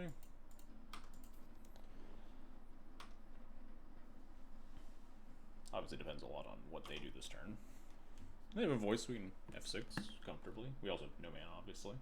We don't have to pretend we have a Solitude. If they want to slam their Hellkite Courser and punch me for 13, then they got it. Nothing. Ugh. Ooh. Ooh. This means we can aid plus oust the voice and send both now. That's kind of nice. We can trigger our GT if the cloud doesn't connect, which I feel like it really isn't going to, but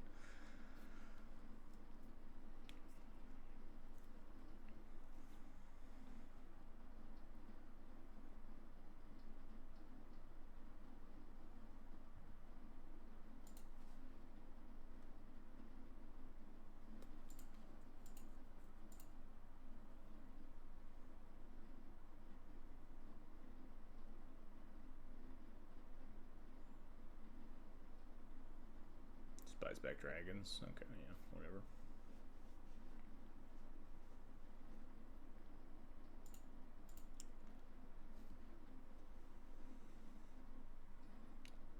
I think it's very likely whatever I'm gonna do is just gonna die here. I have to imagine they have something and they didn't just pass with 5 mana.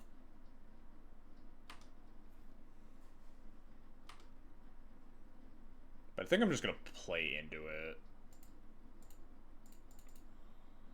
I could like play around and keep the cloud around and equip the sword to the guide, but that also just like prevents me from getting any equipment triggers. Obviously my better creature is dying here.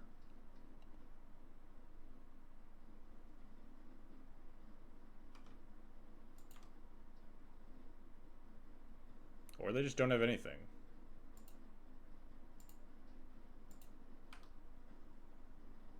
Deeply confusing.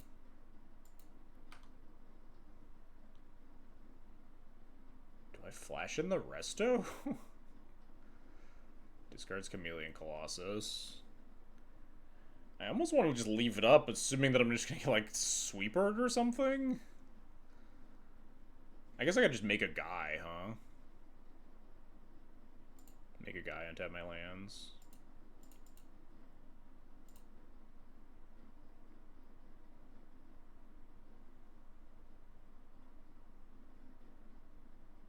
Oh, combo. Get the 3rd energy for the Guide of Souls. So if I float 1 plus 1, 2, we will not have enough to Mirix again or play Resto, so I'll just untap and let them discard. I think I can play the Thalia, though.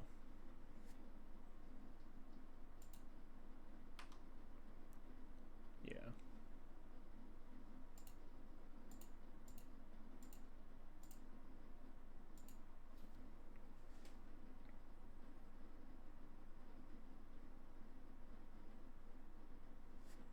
Discarded Summoning Trap. That could have been scary if they got there, I suppose.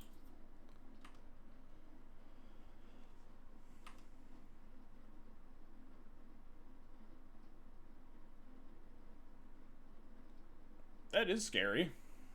I'll give him that. I don't know what this is getting, but could be scary. We can beat this though.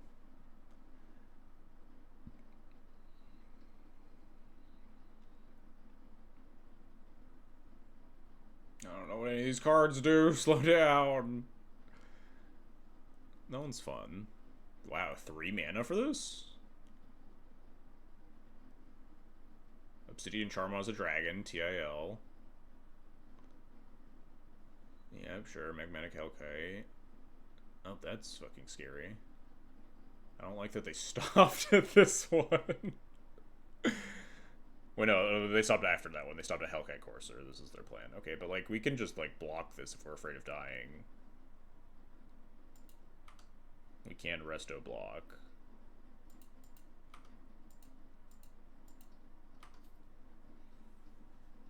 They'll just draw 1 card and put it in a permanent, right? It's, like, not the end of the world.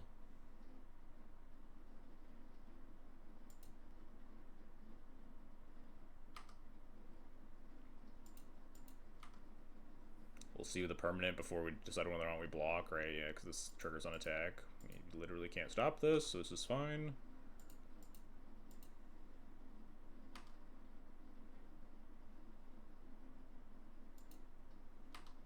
I think I'm just going to take the 10.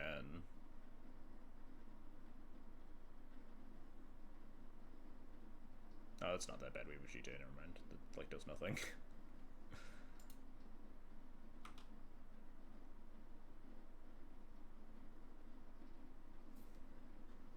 Not as scary at all, in fact. Does this go back to their hand? Back to the command zone? Sure, yeah. Yeah, I'm just going to take 10.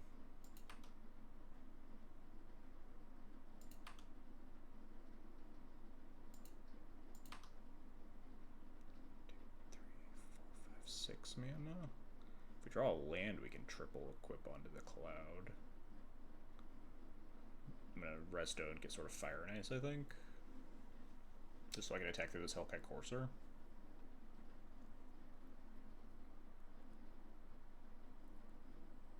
I don't even know if triple equip is like lethal. It's gotta be pretty close.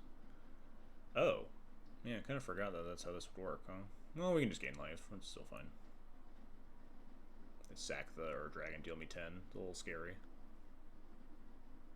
Kind of didn't think about that when I was just like, oh yeah, the hamster thing. That's how this works.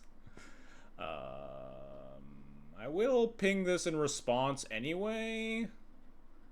Going to 2 is fine. I don't want to, like, get pinged. I don't want to like them to draw cards, I guess.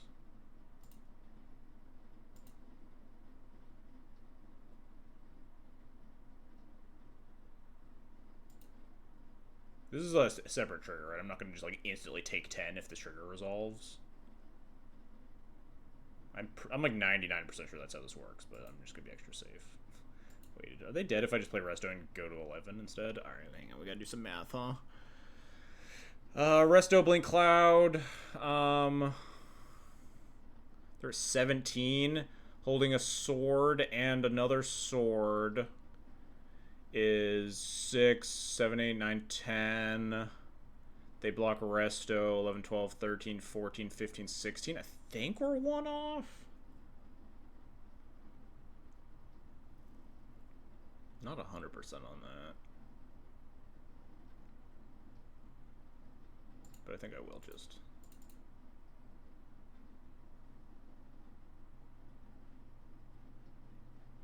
No, because if they target the cloud, this is going to create another trigger. It's fine.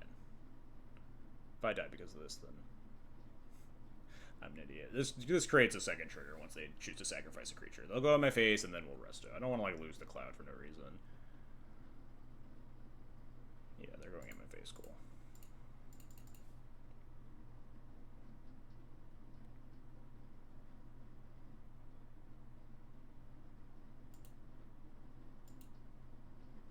Oh, the Thalia makes our Sword of Fire and Ice cost 1 more. That's kind of annoying. I didn't think about that. We're also losing... We're also gaining some damage, because I didn't factor in Guide of Souls. We're also losing some damage because we can't attack with the Might. god. No way Masterwork kills, right? Because Sword of Fire and Ice is 7 damage, Sword of Feast of Fame is only 2. It's just gotta be Fire and Ice. It's the only thing that attacks to the Hellkite Courser as well. We can do math after we take our draw step here.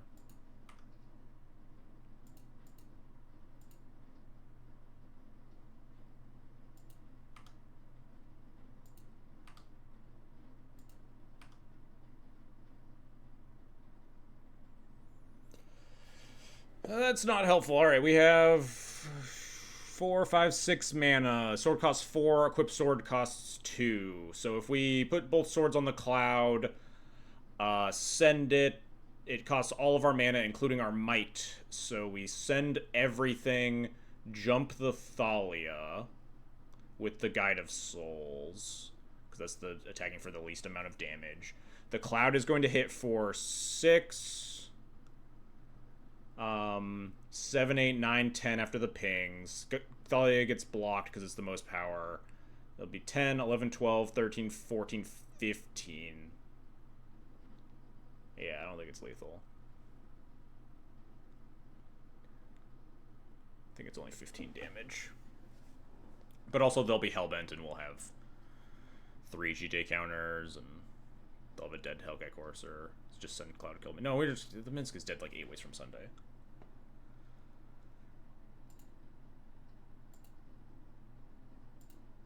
We could ping it with a Sword of Fire and Ice trigger. We could kill it with the Skyclave.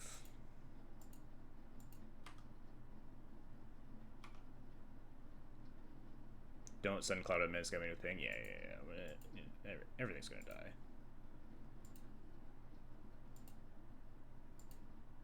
I guess we want to make sure that we're not dead to some, like, top deck haste creature, so maybe we don't send with Resto. If we jump Guide of Souls, it'll be a 3/4, and then it can pump itself to a 5/6 that'll trade with the Hellkite Courser. We leave the flyer back and we get more GT counters.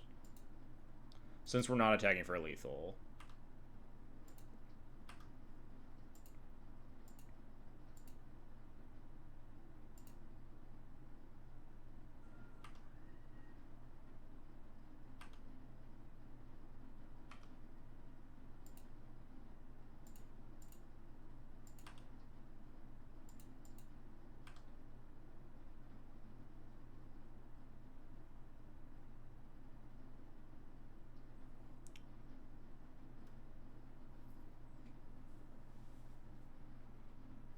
I think I'm just going to double ping if they just decide no blocks here, which I don't even know if they can. I don't know if this is lethal or not. If they decide no blocks trying to lethal me in the air here, I'm just gonna double ping plus single kill. Okay, never mind. They just did that. Alright, that's fine.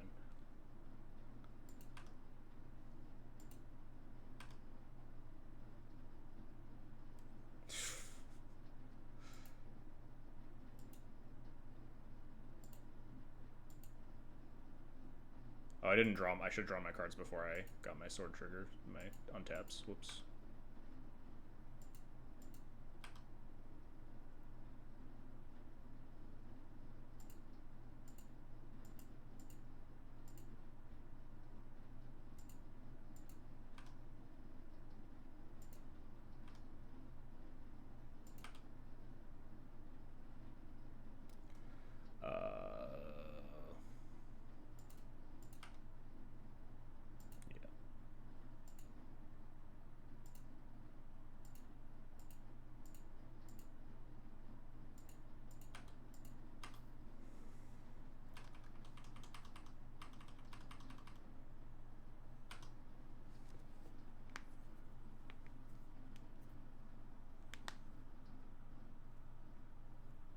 I think we're insulated from most things here.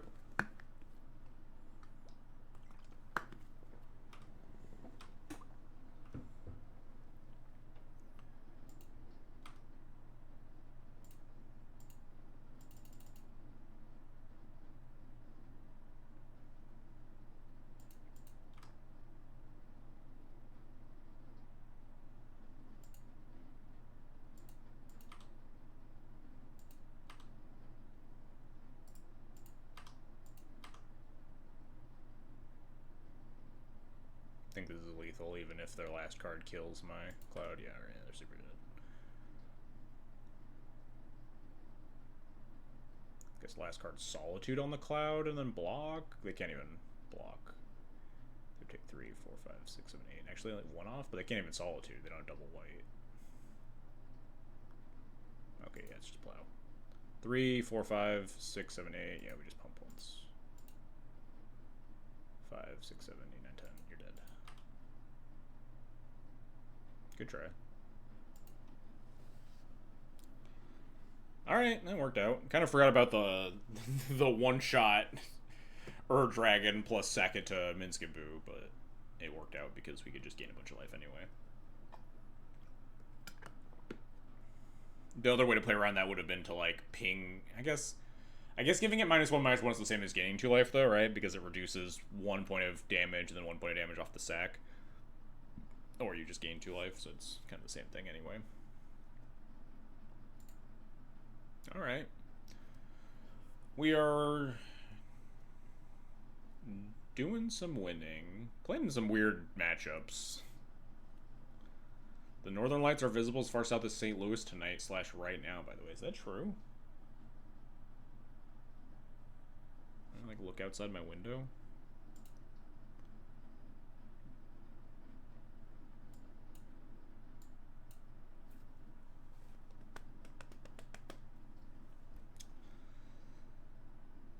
So what are the oddballs here? Can I not move the cards in my deck around in this deck view? Yeah, our loss was to getting turn 1 counter spell on our Hate Bear, turn 2 flashed, which is a rare occurrence, but not one that we're really prepped to ever beat, so it is what it is. I think that matchup is largely, like, very good, especially compared to, like, the classic Cloud list. The addition of, like, a bunch of Hate Bears really makes your matchup better. And then we also lost that game, too, because we missed, like, 4 or 5 draw steps towards, like, land 3 to start playing, like, the 5 Hate Bears in our hand. Is Flash legal in DC? It's just Flash Rector. Flash Rector, Draco Genesis, Tiamat.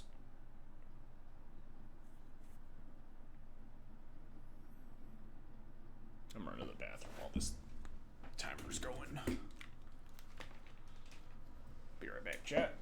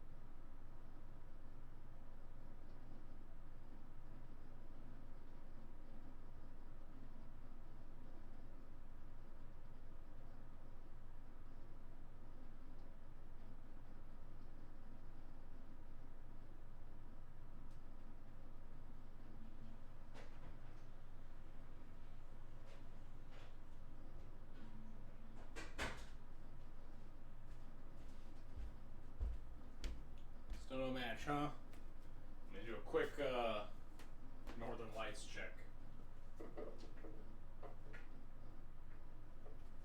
I can't see shit out that window. I don't know why I tried. Oh, shit. New match. Perfect time. Alright.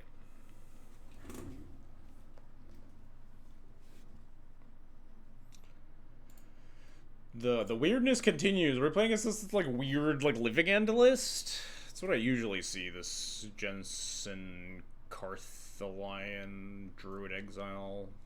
Just, like, a bunch of things at, like, 3 and 4 mana, and like you cascade into Live Again sometimes. I don't really fully understand it, I'll be honest.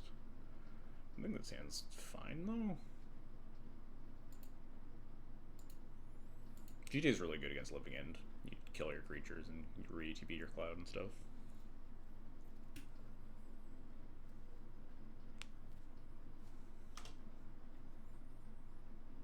I suppose Skull Clamp also pretty good against Living End.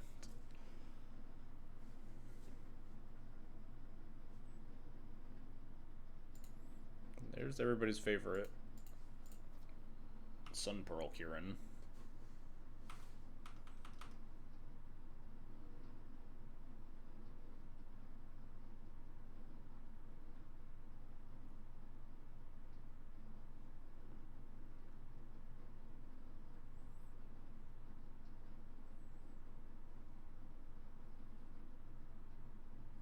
Cycle something?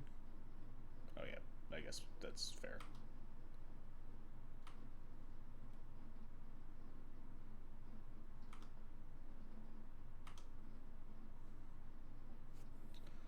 Got a lot of ways to buy back our cloud, huh?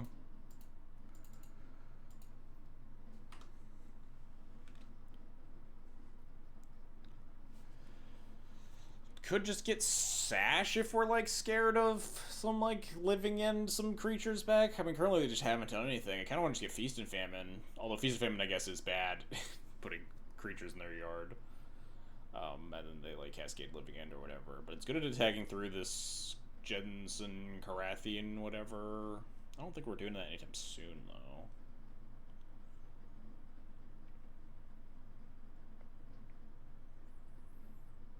It's definitely between like Sword and Sash here, I think.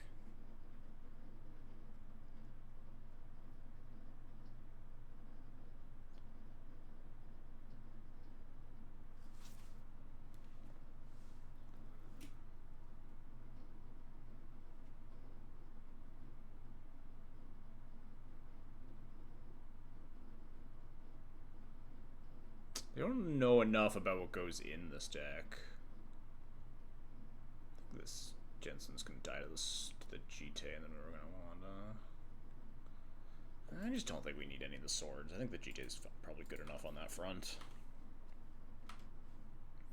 Genuinely, I'm not sure. I definitely don't have enough experience or like the encyclopedic knowledge to know like exactly what these decks are constructed towards. I just know like kind of the vague idea.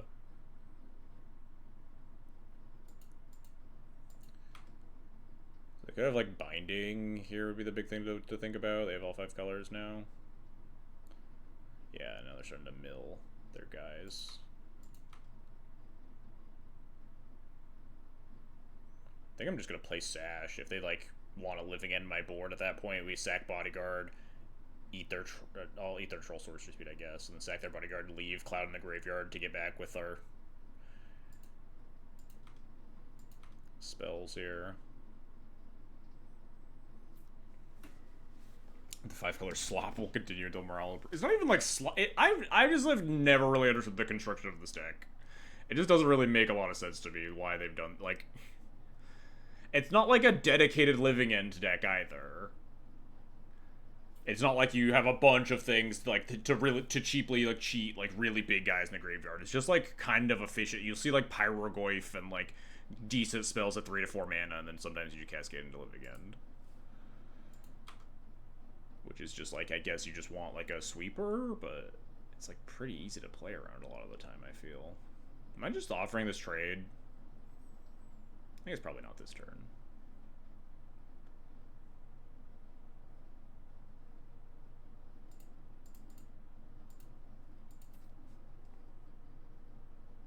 Because I want to really eat the troll. I guess I would just sack the Bodyguard to keep the cloud alive. Which I would, I guess, rather not do as well. I'd rather do it like rip a land, play the GTA out, use the Bodyguard to connect with the GTA. Yeah, I think it's pretty low value to offer the trade here. If we miss on land, it's a little awkward. Oh, I was supposed to eat that. Oh, I was just talking about eating it. Sorcery instant speed. or sorcery speed, so I didn't get hit by like instant speed cascade. I'm supposed to play around that. It's like exactly Violent Outburst now, but now my mana's like even more tied up. How much do I care if they Troll of Khazad-dûn me? I guess I kind of care. Just cast Jite.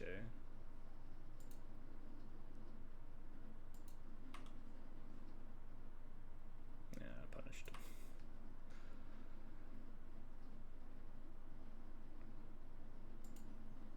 I think I will offer the trade now and cast Jite and we'll have 2 mana.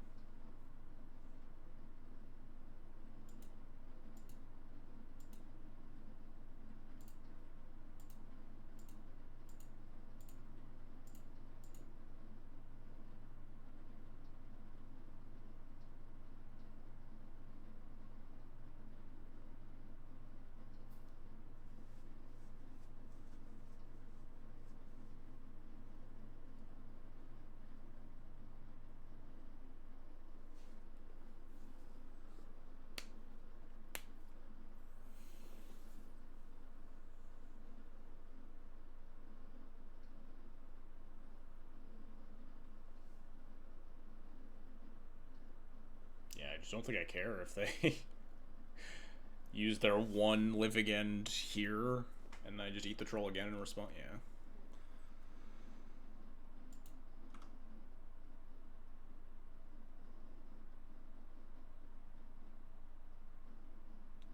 Appears to Moonbless Cleric for Ardent Plea. Yeah, they have like a bunch of the other Cascade spells too, right? It's not just that, but it's like one of the options. But it's just like a bunch of like fair kind of goofy nonsense. You know, I said I was going to offer the trade and then I just decided not to, I guess. I should have really just eaten the troll at sorcery speed. It was really dumb. Just completely blanked on it after talking about doing explicitly that. Is what it is.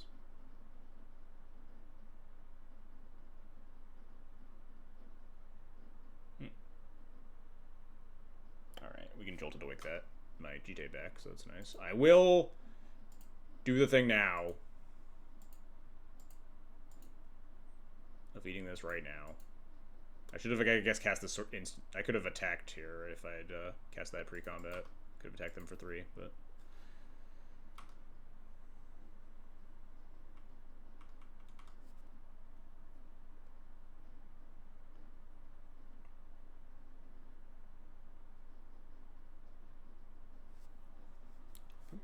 There's my water.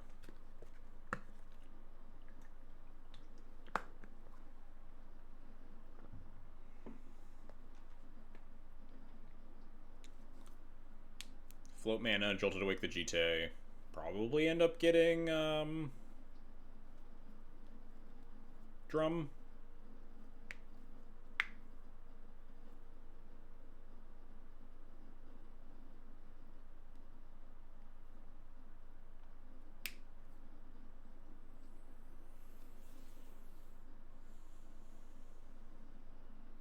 Be nice to get like a Ghost Vacuum. Shouldn't be the biggest deal. Oh, they get an Angel. That's fun. Because I sat on my hands too long. Ooh, multicolored spells have Convoke too. Oh god. Things get really confusing now.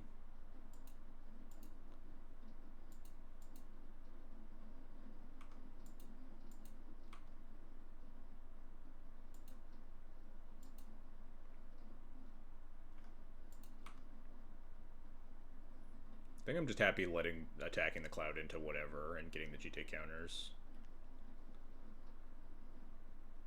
Helping hand it back. I don't want to get too aggressive with killing without enough white mana up, so we'll kind of see how this turn breaks out. Float mana. Get Drum. Because we really want our mana here. Jolted Awake the Jite.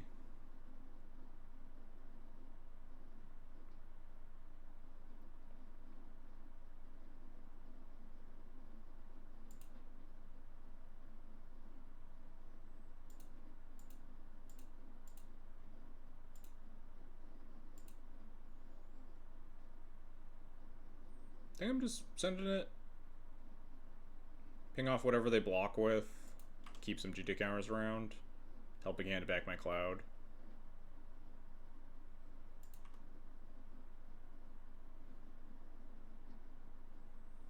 It all would have went better if I just had the ability to do all this like last turn. Before they had the opening to cast their Falaji Wayfarer or whatever the fuck.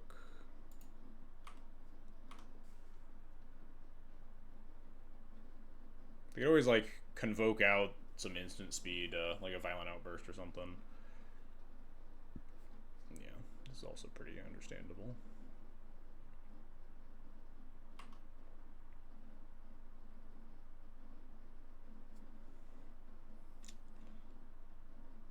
I think I'm leaving him there and handing him back. Notably, it means that like I don't have a rebuy of my Sash or my Bodyguard potentially. But I think I just want the ability to threaten more GT pings the following turn, especially with like 2 counters still.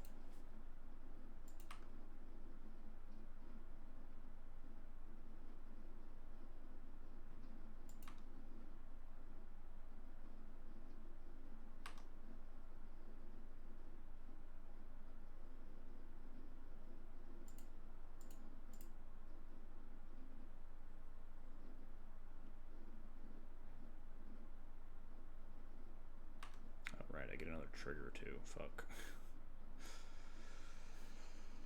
This is all colors. Maybe it's time for Feast and Famine. Got a lot to do with our mana. If we can ever equip this and it gets through. It doesn't get through angels, but it gets through like these idiots.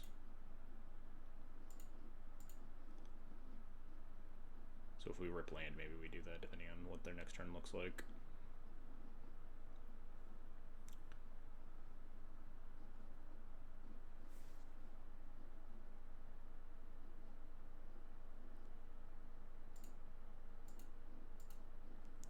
Kill angel token.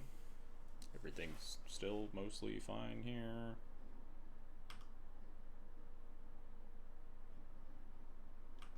Cloud is representing being a 6/5 on attacks, which makes it a lot harder to just like block like they did last turn. With 4 mana, so we'll be able to hold up a Demi, Sun Pearl Kirin maybe. Glimmer Lens, provoking out something.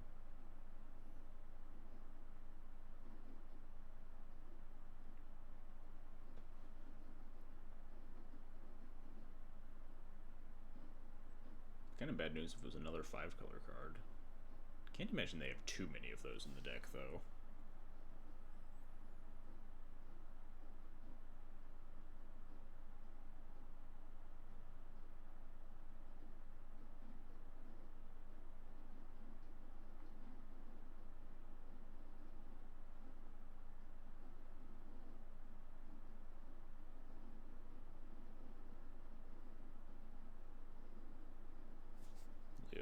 Sure, scry 1.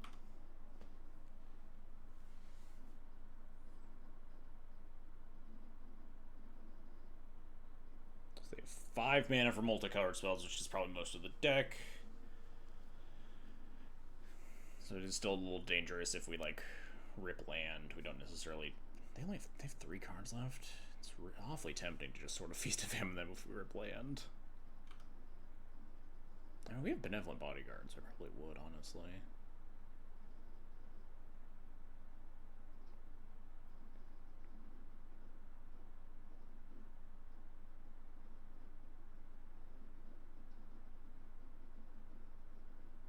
Trust has to be a shitty place, right? Maybe it was just a ping that... probably not. Trust probably isn't the greatest, huh?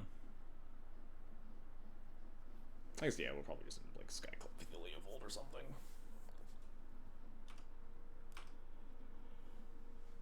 Let's see how this turn goes. Is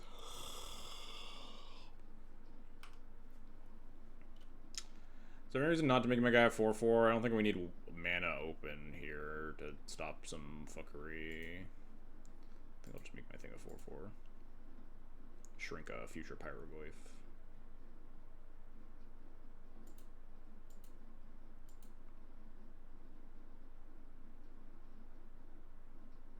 get blown out by some...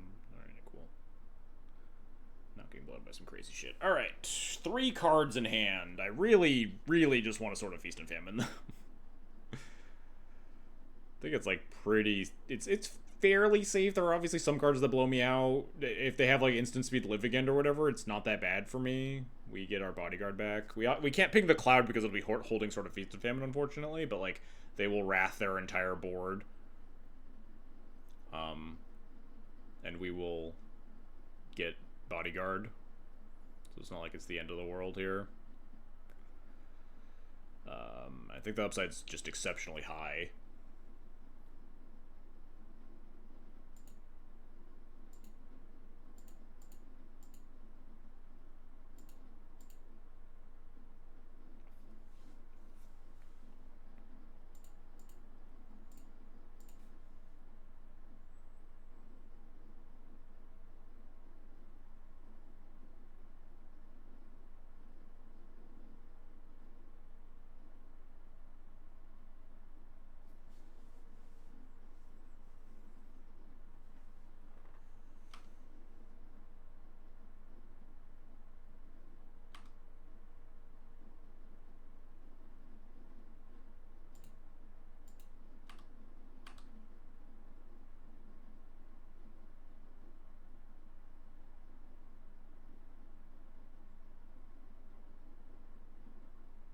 Alright, no Beseiju is nice.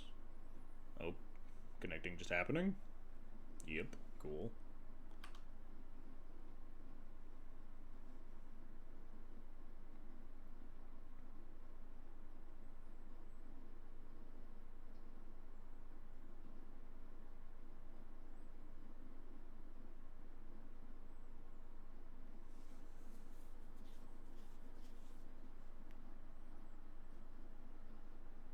Discard the Ardent Plea.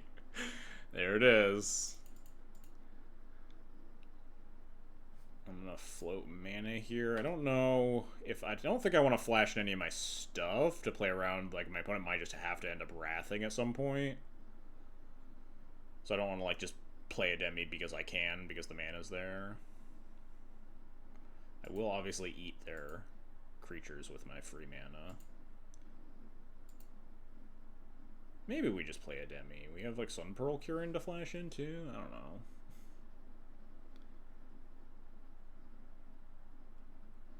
I like the idea of leaving it up both of these things.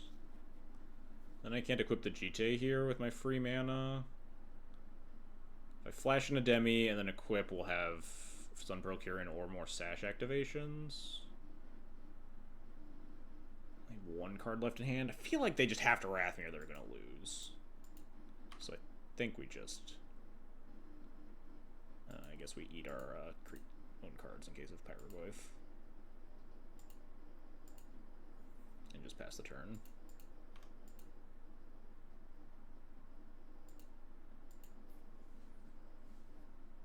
This is kind of what I'm talking about, though, is that this deck doesn't do anything.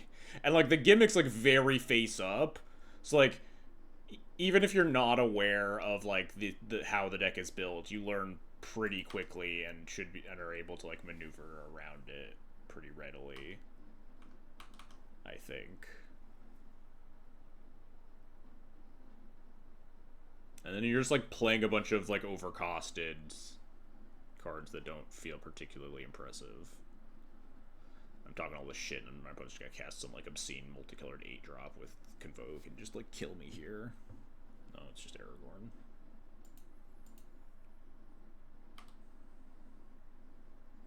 And blocks Cloud.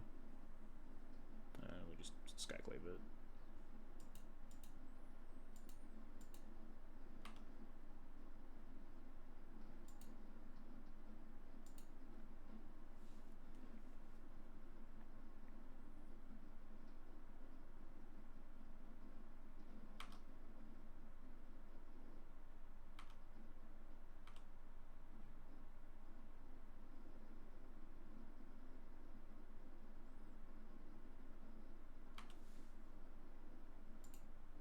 I guess I'll flash in a Demi. We maybe want the second creature to take Monarch in case something goes wrong here. We do have to be cognizant of we're still getting wrathed some of the time. I guess that's maybe the play here, is that, like, the last card in their hand plus the card they drew for turn is, like, exactly Violent Outburst, maybe. Who can also sack the Ademi, if that's the case. Get back 2 creatures. They have none.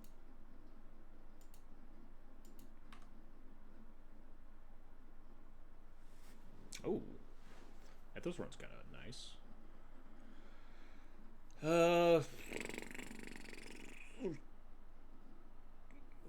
Ethersworn into Skyclave on Aragorn keeps us safe from getting wrathed by anything except for Shardless Agent, which they obviously can't play right now.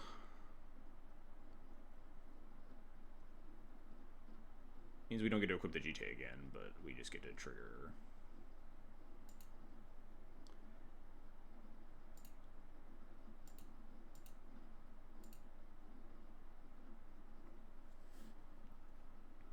Guess shields are down on a Demi, but whatever.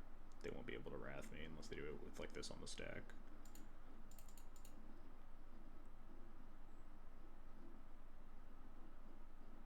Oh, they're gonna draw a card. Oops. So I guess they do get to keep 1 card in hand. I forgot about the Leovold.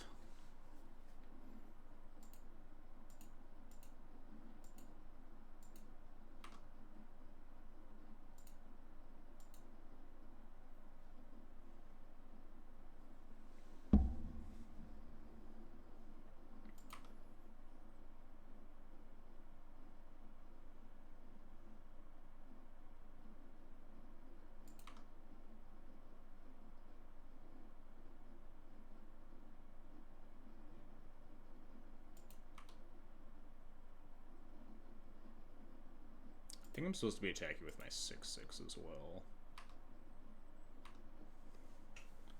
The GTA, but I don't want to like ping their guys to let them block the sash. I think this is just winning.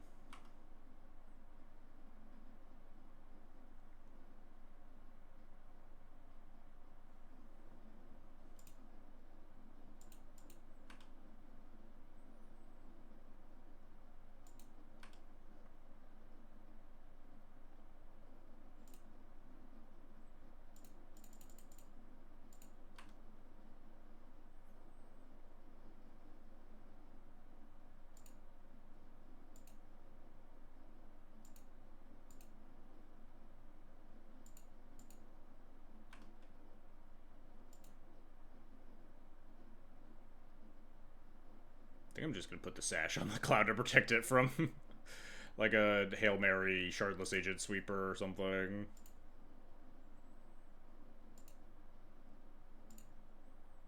I think we're fine. Seems like they're very unlikely to be able to kill me. Oh, I don't get to draw my card because the Leovold? Fucked up.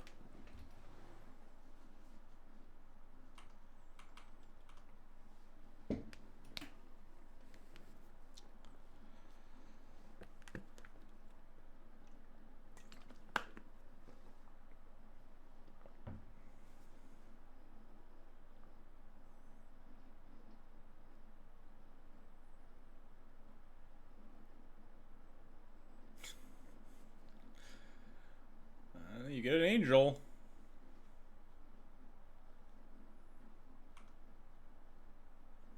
Cascade into a Flage that you can't cast?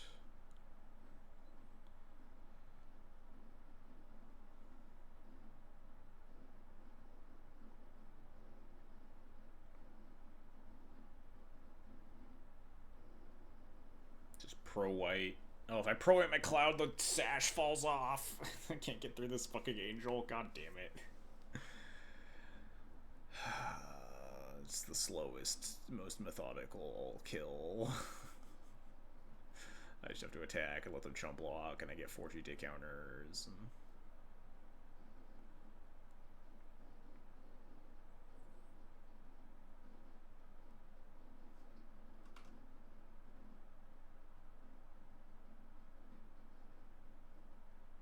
Okay, they gave up, thank God. That game felt like it was over like 4 turns ago. And it was just like making sure you take like the proper little baby steps to make sure you don't get like your entire board blown up for no reason and like lose out of nowhere.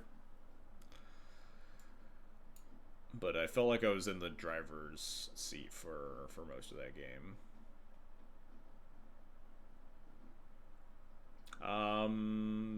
Really doesn't really feel like a Board into Thalia matchup. Again, Cloud for GTA or Cloud for Sash both play around the living end pretty well. Thalia just like taxes it like by 1 or 2. Which isn't the most exciting.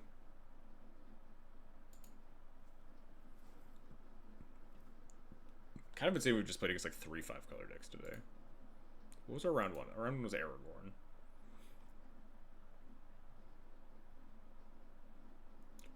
Alright, this hand is bad. Well, I guess it's a 1-lander. Slightly less bad, but still very bad. Happily ship this one away.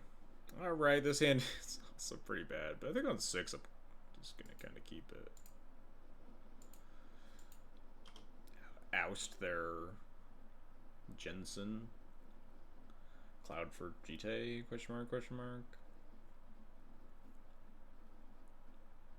Solitude is kind of nice against living end, right? You cast the Solitude and get in the graveyard, and then comes back and kills their thing. Hopefully we'll draw some more white cards and not just a bunch of lands.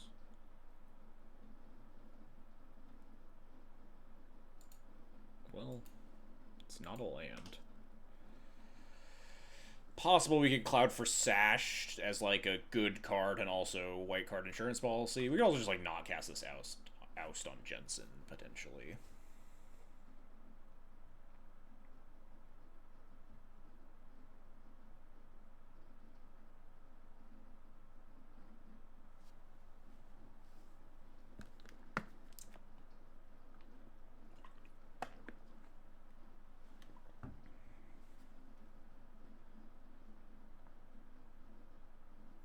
No turn 2 Jensen. What the hell does this do? It's just a tap land that lets you scry 1 when you cast Jensen. Or maybe a couple other humans in the deck, I guess. Sure. Again, truly don't really... I don't understand the like concept behind this deck's construction.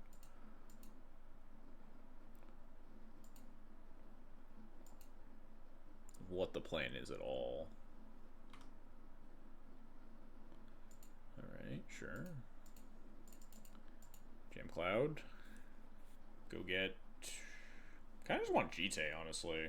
Maybe Sash is safer.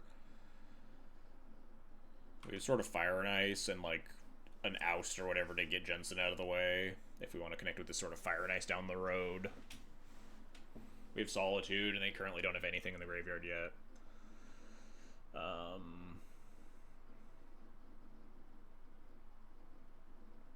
Yeah, kind of just donate Sash. Our hand is like Threat Light, so if they have some sort of answer for Cloud, if they just go like, you know, cast Flage or whatever next turn, I guess we helping hand it back, but you get the idea. They Solitude my Cloud and I just have no creatures.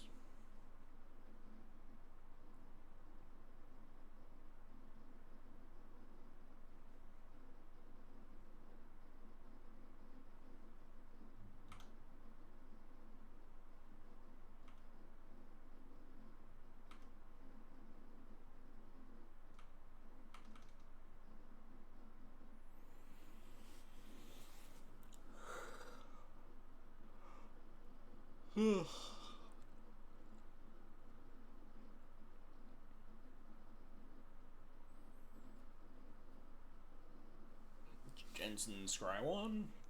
Yeah, I guess fetch Surveil before you scry 1. Maybe you just have a 3-drop. Who knows? Play your Leovold or whatever.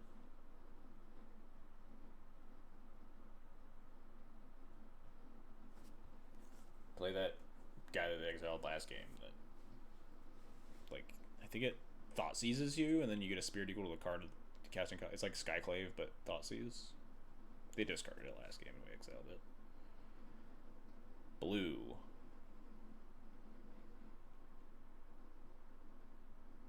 White. Teferi. Nimble Arsonist. Oh man. Artifact instant sorcery. That's so rude. My Sword of Fire and Ice.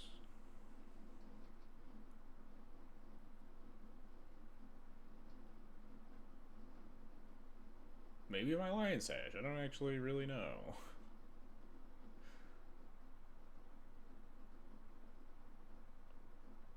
I gotta imagine it's the Sword of Fire and Ice here. If they don't take the sword, I'm just slamming the sword. I have the Solitude. Alright, Lion Sash it is.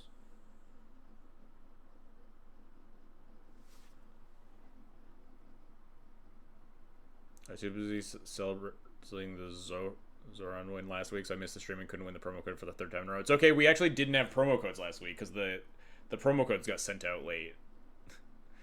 So this is actually the 1st November that we're giving out promo codes, which we'll give out after this match. So you're still in time to win 3 weeks in a row.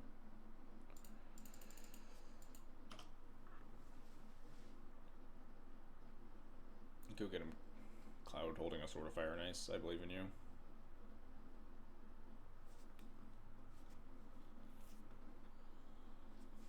If they have removal, it's a bummer, but if they don't, they're kind of fucked. Really hard for them to put a thing in front of this when we have Oust Solitude in hand. And they're just gonna get like annihilated by Sword of Fire and Ice.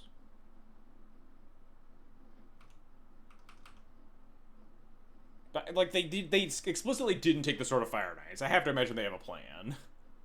They have 6 cards in hand.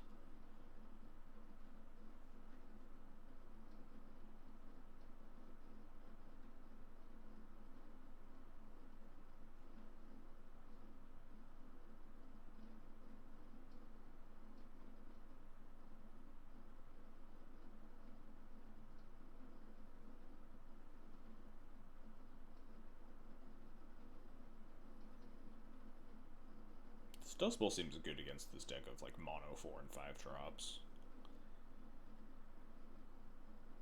Yeah, there it is. A removal spell. We'll just helping hand the Cloud, so it's like not that threatening. But I mean, maybe they'll Living End next turn and get it back, and then we'll Solitude it, but they'll get to Discover.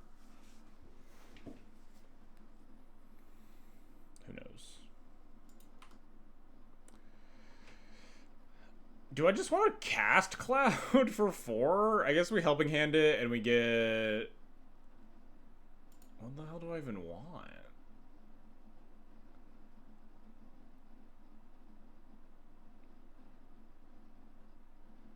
Formal wear for if it dies again? Skull Clamp? Jite? The other sword? Glimmer Lens? Like... What if it dies again? Yeah, then we're probably in trouble. Just like if I put this in the graveyard...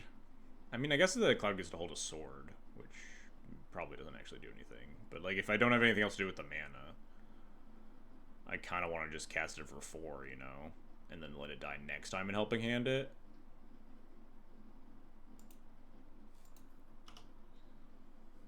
Wait, oh fuck, I did the wrong thing. Damn it. Alright, well we're helping handing it. We'll draw something to reward us for this choice. It's fine. We'll draw like a sicko 3-drop 8-bear, Archon of Maria or Plains, you know. It's close to the same thing.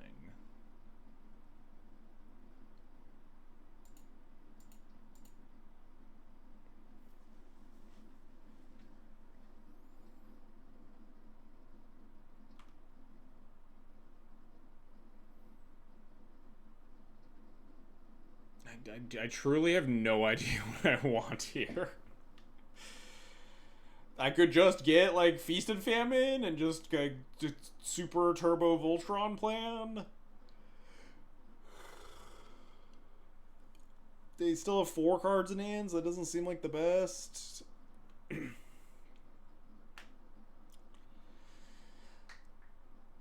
If they Living End me, I'm going to Solitude the Nimble Arsonist, and then Solitude the Trumpeting Carnosaur, and then they'll get it to discover 5 into something, but I'll only have 1 creature in play. But I genuinely can't stop that unless I just get Formal Wear, but then and like spend my turn equipping sort of Fire and Ice, which is kind of miserable. I could keep the Oust if I wanted to, and like just grab Formal Wear to maybe pitch to Solitude. Yeah, I think Formal Wear gives me options.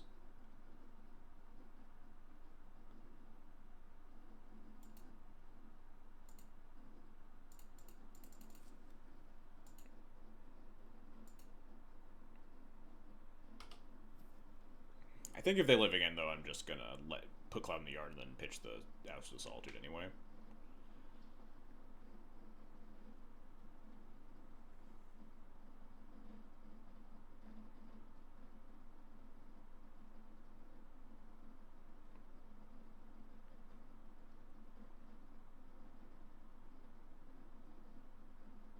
If they Solitude in response to the equip here, would I Solitude their... Oh, shit. The exact thing that I was talking about is maybe happening here. If they are to Solitude my Cloud, am I supposed to Solitude their Solitude so they can't get it back when they living end me? No. Maybe? I don't think so. It's kind of tempting, though, right? Like, I don't really want to Solitude the Nimble Arsonist if it's just gonna fucking die. But they could just start, like, casting big things, and we're really short on stuff to do. But, like, if I wait, and then Solitude in response to the living end, then they Solitude my Solitude, and I have Solitude the Trumpeting Carnosaur, and they get to discover 5 and a 3/2. And I can recast a Cloud. I think I'm just gonna let this happen.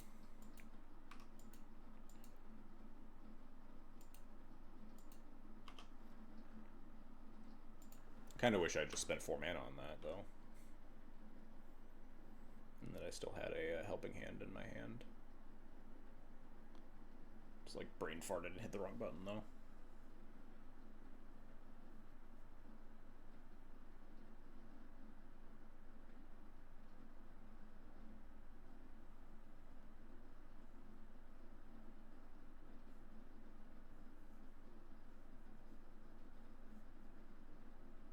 Jensen? It's Jensen time? No. Cascading? Minskinboo? It's kind of fucking scary, huh?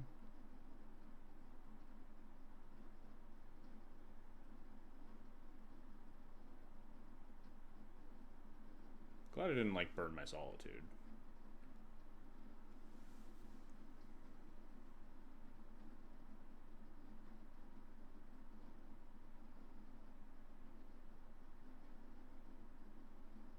Pitch that Solitude. Palace Jailer. Really? I feel like untap Palace Jailer would have just been nuts, huh? If I just like had a Cloud and you just untap and you have 2 creatures, you Palace Jailer me? How the fuck do I win?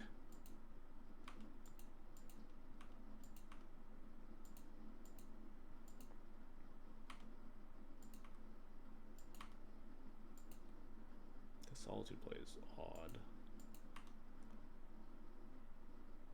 Ooh, Bodyguard's a nice one.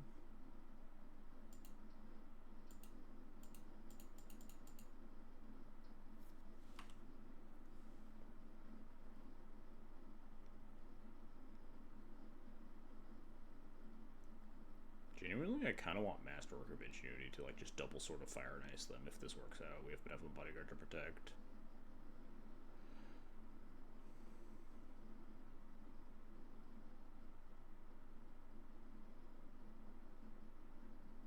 We also can Masterwork Formal Wear if that happens. Yeah. We'll see how this turn breaks out. If they like try to draw 4 cards with Minskinboo, we have Solitude for it.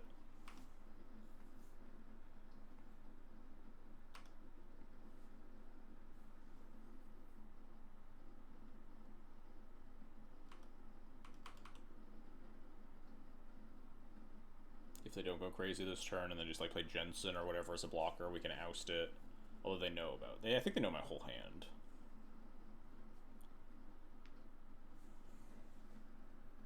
They saw it with the Larcenist. Yeah, they saw the oust. I think I actually should have played the Plains. I think I could have had one unknown with this Dust Bowl, but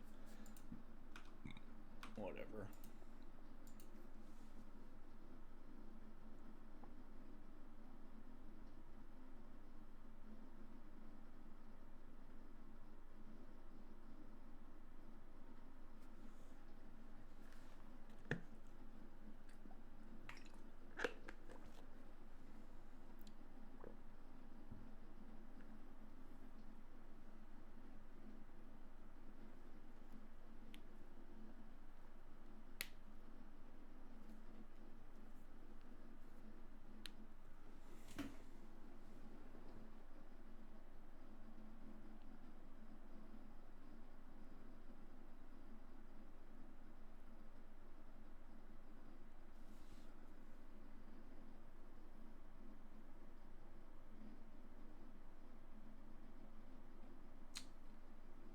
What do we got, opponent?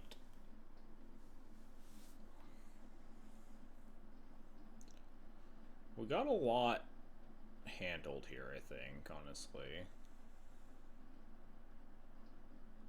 Honestly, one of their better plays is probably, like, minus the Minsk after attacking, force the Solitude, and then they can sack the Larcenist to force the Bodyguard sack, and then, like, living end me to death.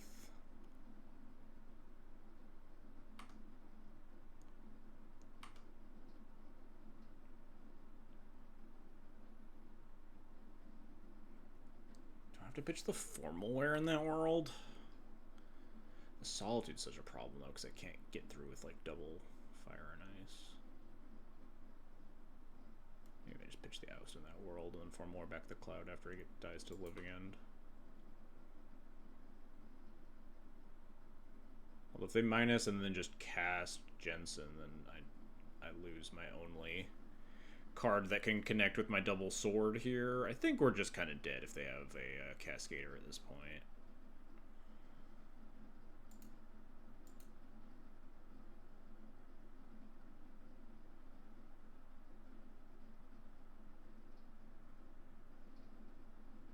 I don't think any ousts are saving me at that stage. Although neither are any Formalwares.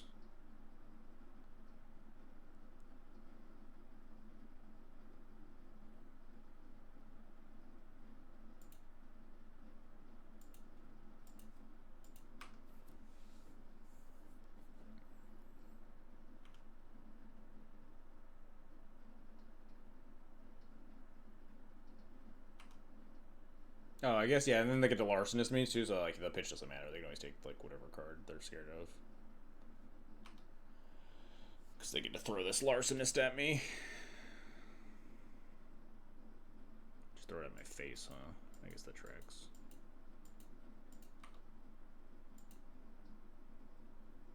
Cascading time.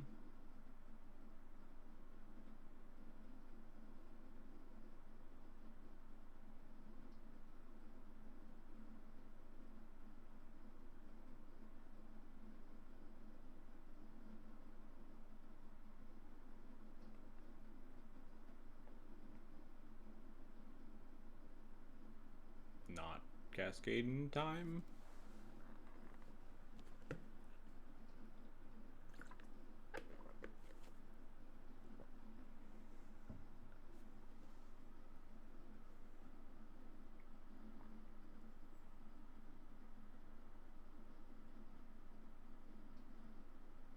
Cascading time? Maybe. There we go. The 4 mana? Suspend Living End. Okay, you got it. Just about the least threatening thing you could have done this turn, opponent. Alright, is it more worth to get double GJ count or double sword triggers or start dust bowling them after they missed a land drop here? I don't want to start dust bowling them, not double sword. Like, is it 2-turn lethal if we double sword right now? I don't know. I think dust bowling them is more important. Equip here, attack them for 4, double ping, shoot the mince, shoot their face. They take 6. They go to 17. And then if we have double equip, this thing is 6 plus 8 is 14. Oh, but I missed an attack with the bodyguard here. So they go to 16, and then it's 15. Oh god, is that really one off if I dust bowl them? Dust bowling them seems so good, though.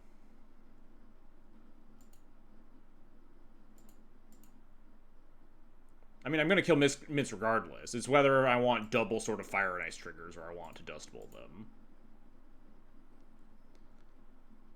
And I think I want to dust bowl them. Especially because I get to cut them off of a color totally.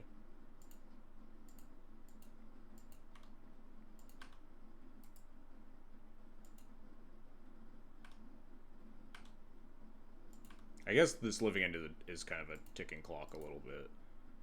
I do need to kill them at some point, but... Oh, that's... Well, I guess that doesn't stop the living end, huh?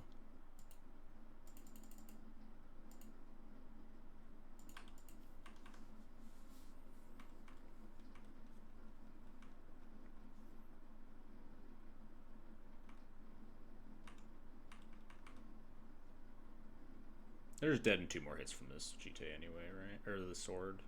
Yeah.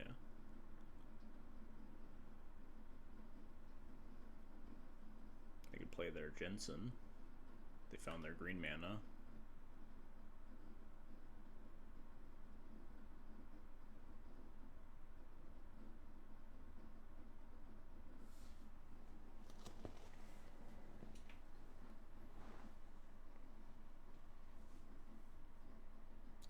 Supposed to just double sword them here, and just like none of their spells matter. The only thing that happens is if I get living ended this game.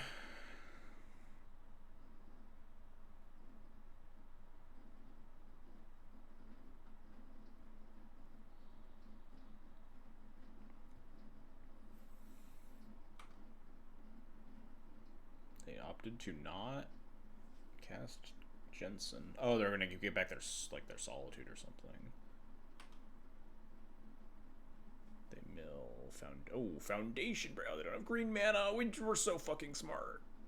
We cut them off of green. We're geniuses, chat.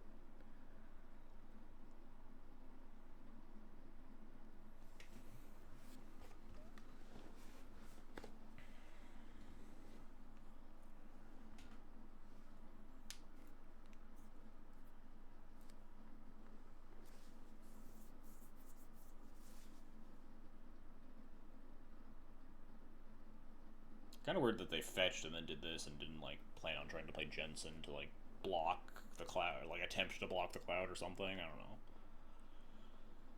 Like they already had black mana. You could have cast this before the fetch or fetched a green source anyway, and then had the ability to Foundation Breaker me. You know, maybe they were like playing towards a certain out and they didn't think about Foundation Breaker specifically. They were digging towards some like blue-black something. Grab Recruiter of the Guard, huh? Probably a good spot to then play Ethersworn Canonist, huh? So they can't cast whatever they recruit for. And we have 6 mana.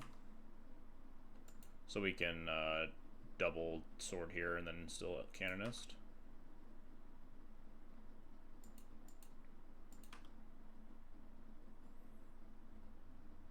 I don't really think it's a Dust Bowl turn. We're not cutting them off of a color anymore. The recruiter costs so much mana.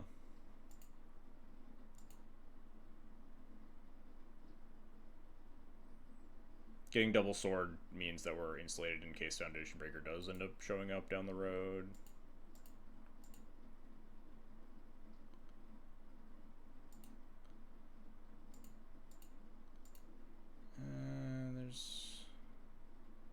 Yeah, I'm never activating. Did I already play my land too? No, I didn't. I miscount? Oh, I need a 5 mana to do all this. I guess we get a Guide of Souls, huh?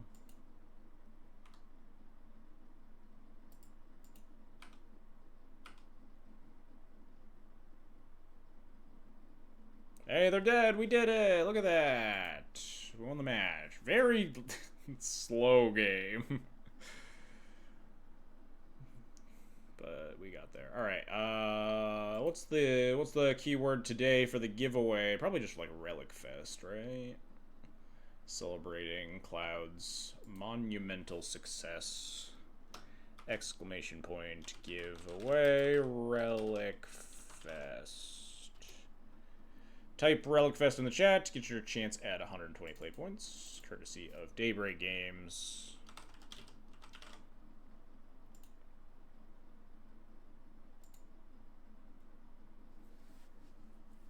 Please join, so I don't have to give another code to Lyserg. Everybody type Relic Fest in the chat so I can give it to someone else. It's literally free. Don't bother joining, it's a waste of time. Yeah, it's rigged anyway. Lyserg will just win.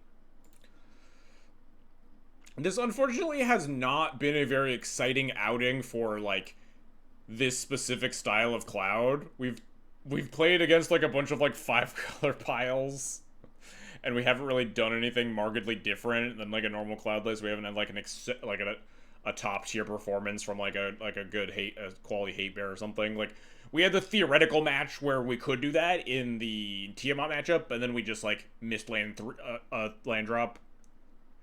For like 5 draw steps, and then we died on turn 2 in game 3, so like unfortunate, but you know, it is what it is. Theoretically, this deck has a lot better Tiamat matchup than a traditional Cloud list, but other than that, it's just been like really run-of-the-mill stuff.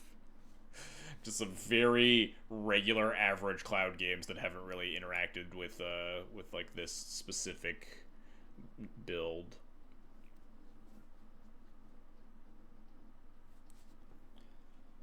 Been a couple times where we've like missed some key cards. Obviously, we played against Aragorn in 3 5-color decks, so Wintorb's really good. But I'm really shocked that he doesn't didn't add Wintorb to the deck.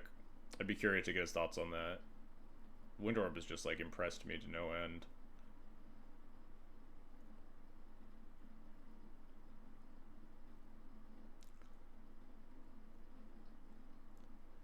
The only other omissions that I'm seeing are he has Portable Hole but no Seam Rip. I think no Hand of Vecna makes sense based on how he built the deck. As much as I miss it, I think his deck is very much built to pivot into Thalia, plus like casting Hate Bears in the spell-based combo matchups. So I get that. I'd have to like look at the 2 lists side by side to really like pick out any other differences. The no graveyard hate on the Urza Saga. I've always really liked Ghost Vacuum. I've activated it plenty in like really grindy matchups, and it's just like nice 1-mana hate. Maybe he thinks that the graveyard isn't. You don't need to cover the graveyard as much when you always have access to Sash. Portable Hole is good with Saga, but Seam Rip isn't. I mean, that is like Portable Hole is objectively the correct card to play if you're only going to play one because you have Pure Steel Paladin and you have Urza Saga so you buff the constructs.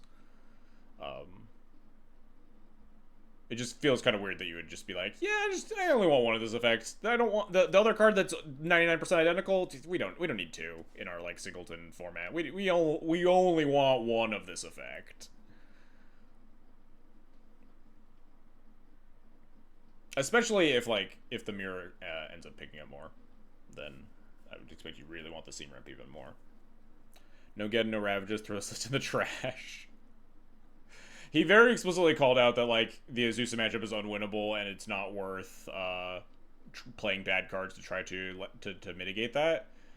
Which I can definitely respect someone who just says there's a deck that's like kind of on the fringes of the meta that's like it's good but it's not like super high play rate.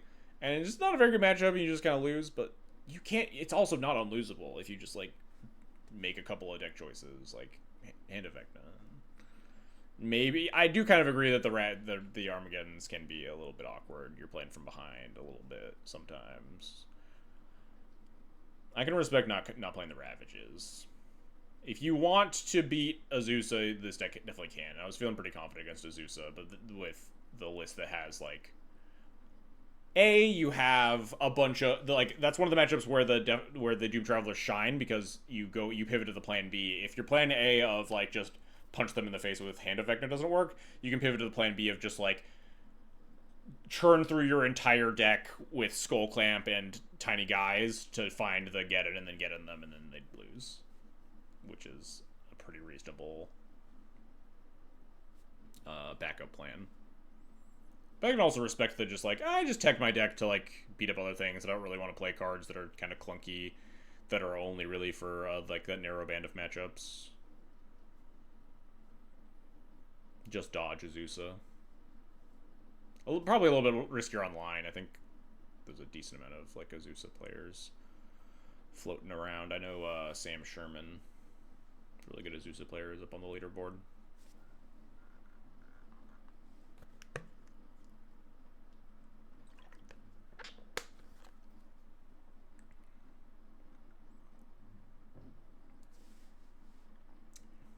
If you can dodge a wrench, you can dodge Azusa. I don't know if I could dodge a wrench.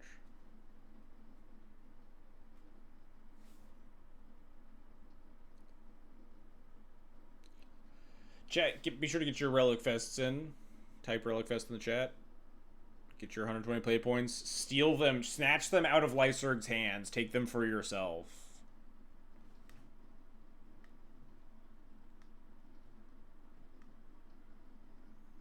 If anyone out there deserves them, it's literally anyone in chat except for Lysurg.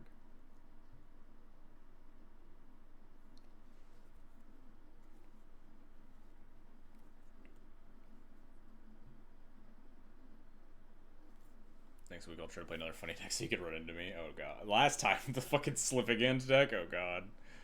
The deck was terrifying. This deck's probably a lot better tuned to fight against an all-in combo deck like that. With all the hate bears and stuff.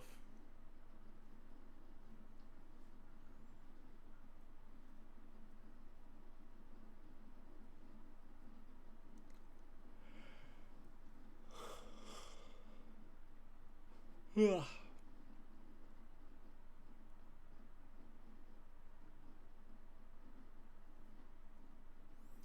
Yeah, none of the cards, we just really haven't had a nice... I'll definitely play this list some more. Just kind of stress test it harder. We really just haven't had a chance for any of these kind of like medium-sized creatures to really shine. We even hit that like the awkward tension of like Thalia's a pretty bad card in the deck.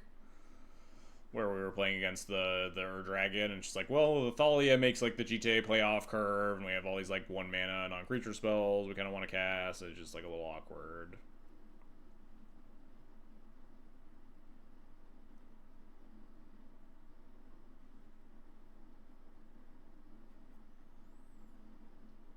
You need that new Monolith land that does a good Desolate Lighthouse impression. That comes out next... That'll be available next week. I think Avatar goes live on Moto literally next Tuesday, if I'm not mistaken.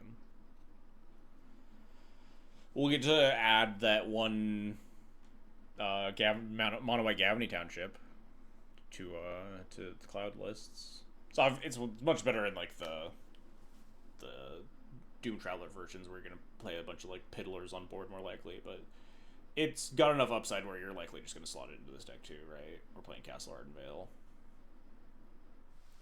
We'll play the thing that like just kind of is a tiny bit of burst damage. Sometimes you're like, you don't have any haste, and you're like, I'm like 2 points off lethal, and you're attacking with 2 creatures, and you're like, okay, well, give him 1/1 counters. Yeah, I would just cut a planes.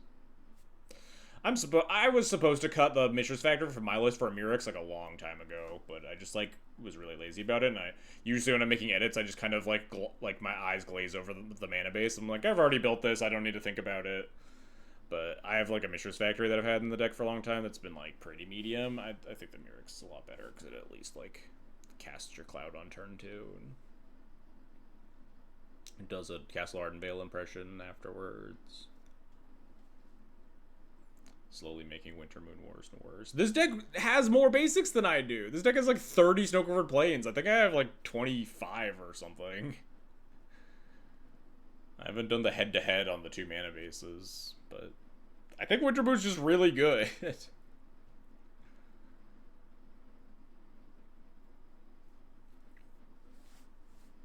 That's definitely the biggest omission that I see in this list. I think more than any other card in the deck, I'd want, like, the first card I would want to add is a Winter Moon. I just find that card very, very powerful in a lot of matchups.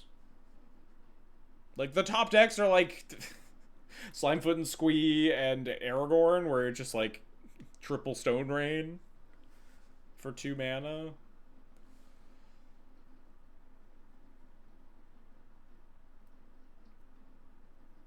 There was like a match on camera where Malcolm, Mono Blue Malcolm, was like dumpstering Deadpool, and they had him under a Winter Orb, Winter Moon. Just like, even against the two color decks don't even have that many basics either. Like, I've had Winter Moons be really good versus stuff like Spider-Man 2099 and Yoshimaru even. Just like random 2-color decks you get to stymie their mana development. It's obviously awkward sometimes. Sometimes you'll have like a pretty non-basic heavy hand and it'll kind of fuck you over a little bit, but then them's just the breaks. What's up, Always Home? How's it going? I think 2-color decks still have a decent amount, but basics with black ones usually won't contain impact. That makes some sense. But yeah, like, I've had Spider-Man 2099 have like some base, but even if you're just like, it's just like double Rashad Port on them, like for a couple of turns, and like makes their mana awkward. Combos with your Thalia, Heretic Cathar, and your Archon of Emeria. Even if it's not like fully locking them out, it's usually denying your opponent a lot more mana than it's denying you with your like 30 basic planes deck.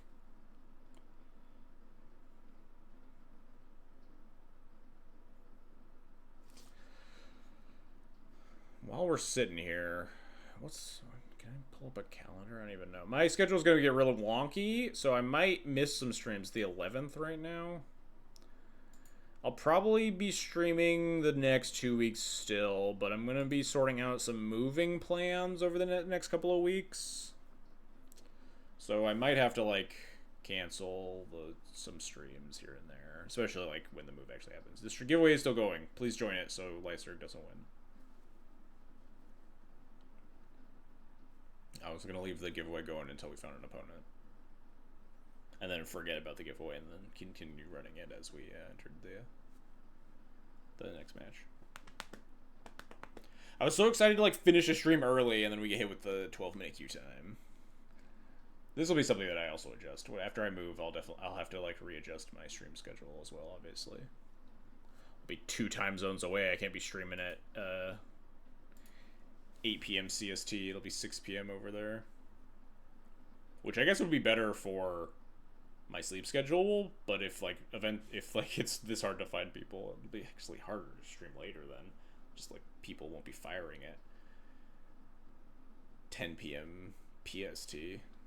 I'm moving to the west, going out to the Seattle area.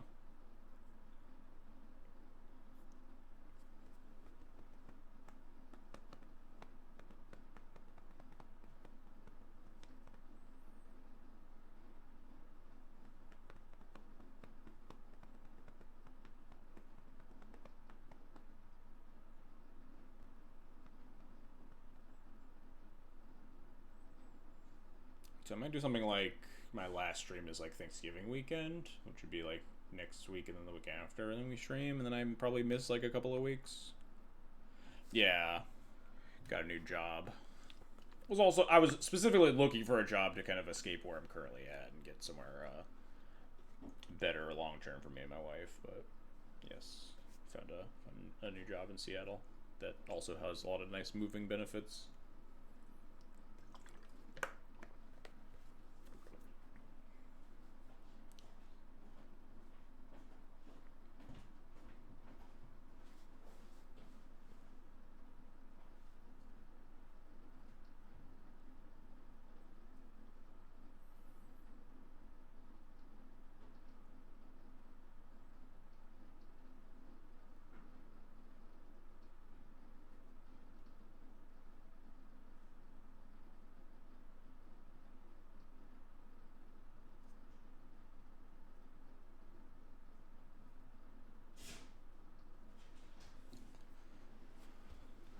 have some worries about how this deck is constructed. Like, it's really good when that we don't always have to be a Skull Clamp deck, but like that game again, the game 2 against Aragorn, if my opponent had like a little bit of a better draw and like our Skull Clamp was just like not really doing a lot, it might have gotten a little awkward. It would have helped if we had like, you know, a 1/1 to clamp.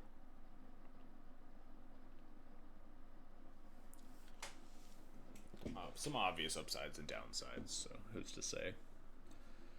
Thinking about playing CDH. Oh god. My condolences. I don't want to deal with the nonsense. Yeah, it's... I mean, more power to you if that's what... If you want to, like, you know, beat up some scrubs to win sick prizes. I wouldn't put myself through it.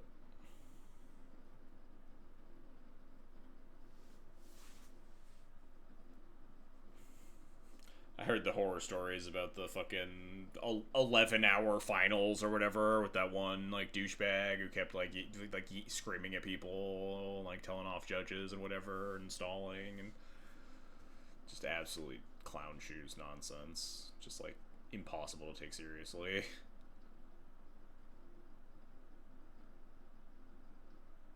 Just make the game about the cards that you and your opponents play. That's what I'm here for.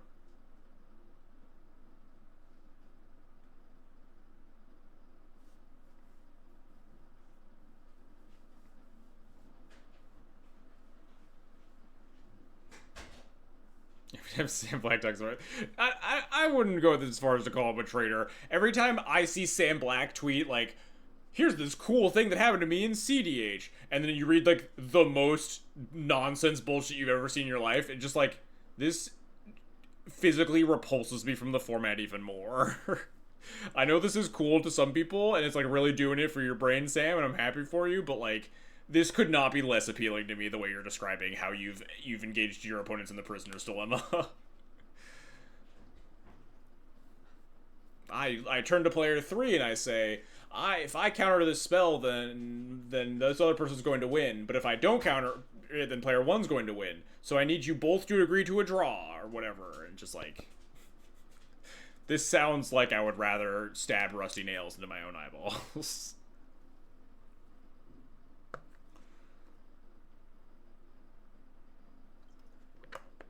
It's not a traitor. People play the game and enjoy it in different ways, and that's all well and good. It's just like it's so unappealing to me listening to someone talk about what's so cool about the format for them.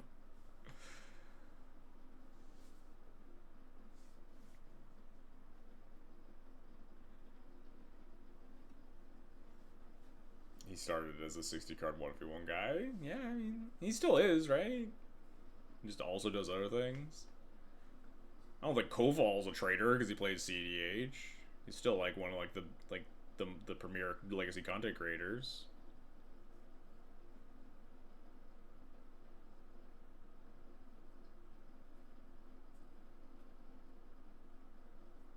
Tariffs of mid rusty nails much more expensive than previously, almost as expensive as CDH. Happy with the legacy bands? I'm fairly enthused by them. I kind of wish the One Ring had gone with them, but definitely the format looks better than it used to, and I'll probably play it a little bit more. Once I sort out everything that's going on in Seattle and like have a more regular rhythm going, I might start to like mix again legacy back into my schedule. Maybe even figure out if I can add like a second day and have like a Duel Commander stream day and a legacy stream day or something. We'll see. We'll see how it goes. We'll see what legacy looks like over the next like month or two as well. See if I want to actually continue playing it, or if I'm just gonna like end up quitting again. I played a couple of leagues yesterday, and I'm just, man. I mean, it's obviously like day one. Everyone thinks that their pet deck is playable again, like nonsense in the leagues. But it was just like, I was having way more fun playing Duel Commander, just queuing into just like oops all spells and Doomsday and like Mono Black Saga Storm. I'm just like, this is safe for me. Seattle's a pretty yeah, Seattle has a very happening legacy scene. I've also heard that it has a big Canlander scene, which I'm interested in trying. Unfortunately, not a very big Duel Commander scene from what I hear. All absorbed by the Canlander players. But I'll definitely try that format out.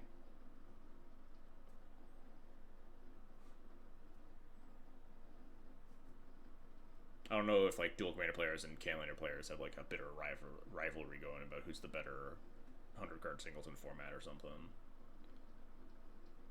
Canlander just seems like mid-range super bit. Isn't that like exactly what Duel Commander is though? Duel Commander like massively suffers from everything being like a huge mid-range slogfest because you just have like 9-card opening hands.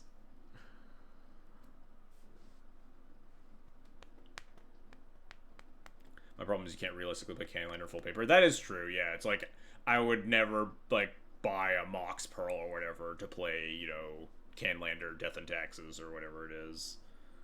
That's definitely a. But as far as I know, there's like a lot of like proxy friendly stuff. I talked to a few friends in Seattle.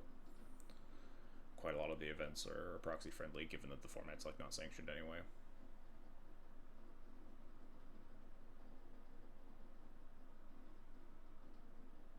Non-starter for me. Yeah, I definitely get by that. Being able to own the full deck in paper is always a nice thing to have. Especially if you're ever like, oh, I'm gonna go to like a really big Canlander event where it's no proxy because it's like super hardcore or whatever.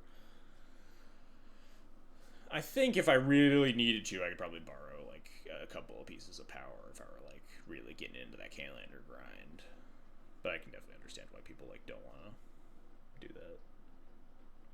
I like the Canlander as a functional elf deck. I have genuinely not even the smallest semblance of a clue what like the Canlander meta looks like. If there's like what's the best deck or like what's the top of the meta.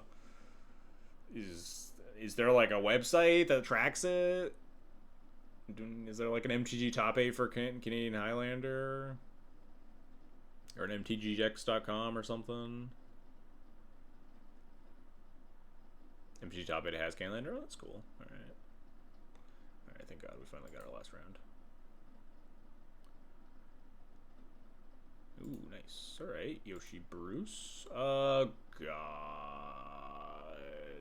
I always keep these hands so I just fucking die against Yoshi because they're just too slow. On the play, though, this hand's got some pretty good juice, like Cloud for GTA, Skyclave the Yoshimaru, Turn 4 GTA or something.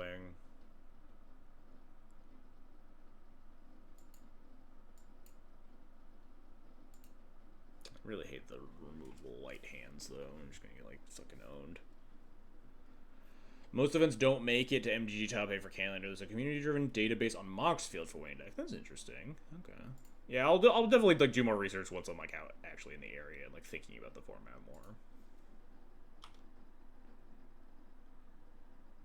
I got a couple of contacts that can, I'm sure, hold my hand and walk me through some stuff.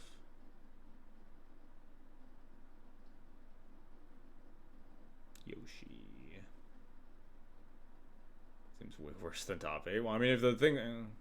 late for the party also, Pride. I mean, if it's not adequately tracked on top 8. Like, top 8's worse sometimes, like, if, like, doesn't pull the events properly. Or, like, not all the events are getting posted there. We could also, like, play Voice of Victory, but I like that this lines up to turn 4 GTA if that's where we really want to go. Turn 3 Skyclave, turn 4 GTA attack, which maybe doesn't end up being... It's not going to end up being what happens, given, like, my opponent just holds up some removal spell mana or something. We can, like, turn 4 play, like, Voice Pride or something. Hold up a Gonjo, I don't know. We have a lot of other options.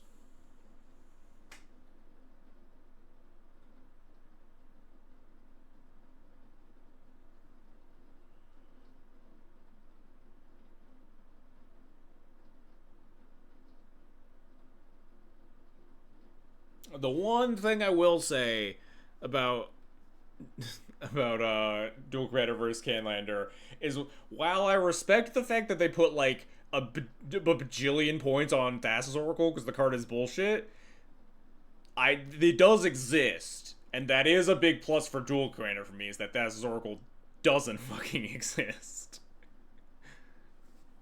One of my least favorite cards to play against of all time. If not the... I think Oko maybe beats the Oracle in terms of, like, general unfun. I did the thing. I forgot to end the giveaway after the match started, like I said I would. Alright, let's end the giveaway before I forget more. Giveaway. Alright, this better not be fucking Lyserg. Thank God. Kenji, congrats.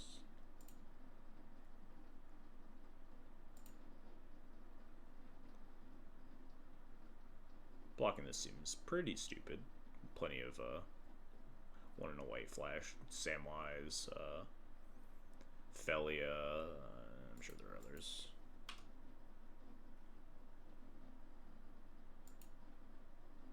Hello?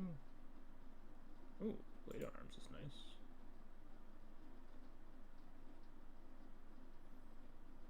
Okay, low-key, I kind of want to Voice of Victory into Lay Down Arms. If they have Felia, I maybe just want to Lay Down Arms the Felia instead.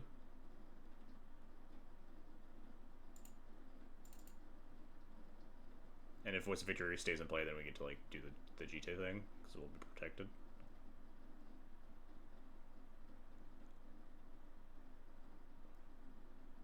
Oh man. It's a pretty fucked up opponent.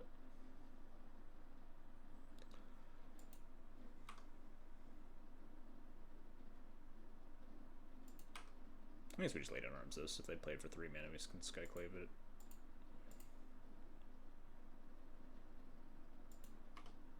Could have maybe even just left it in play another turn and just played Pride. I don't know.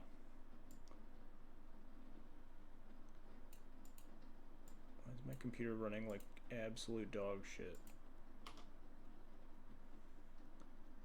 Just let me copy this code and send it, please.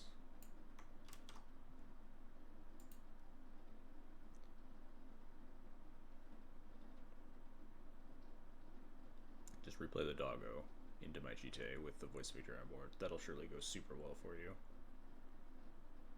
Oh man.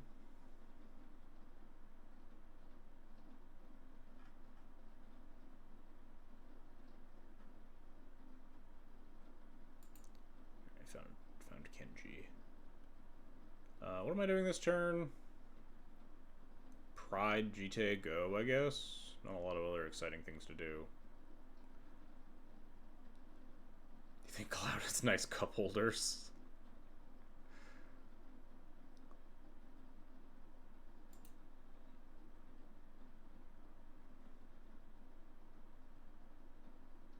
He's a vehicle. He's not necessarily a car, though, right?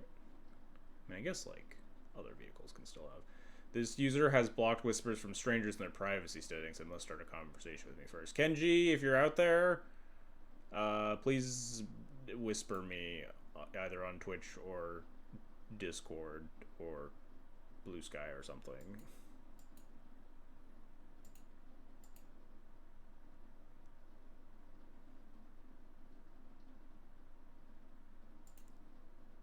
I'll happily accept the points on their behalf. Hopefully they just get back to me. If not, I might have to rerun the giveaway. If they're gone, I have no way of getting into them.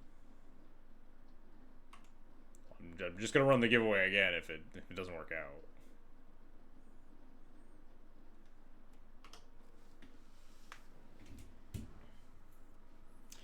Swift Reconfig's really... Oh, I was supposed to Swift Reconfig the portable hole in the cloud, duh.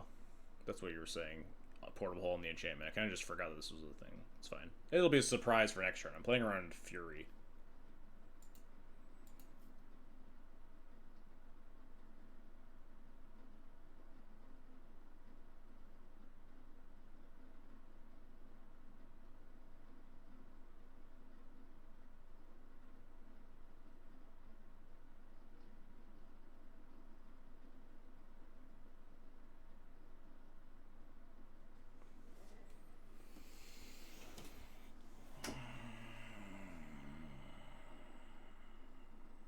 Something's gonna happen to me.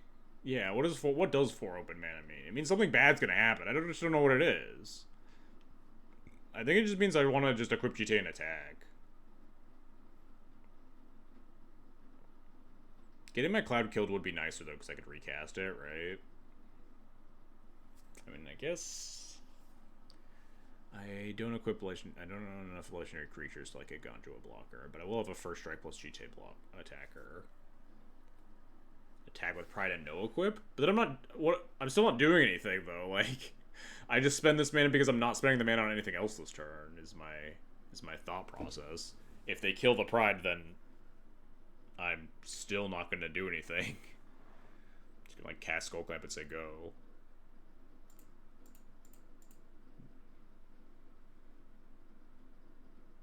I guess you can hold up the Aganja. I kind of want to play the Aganja a little bit, but...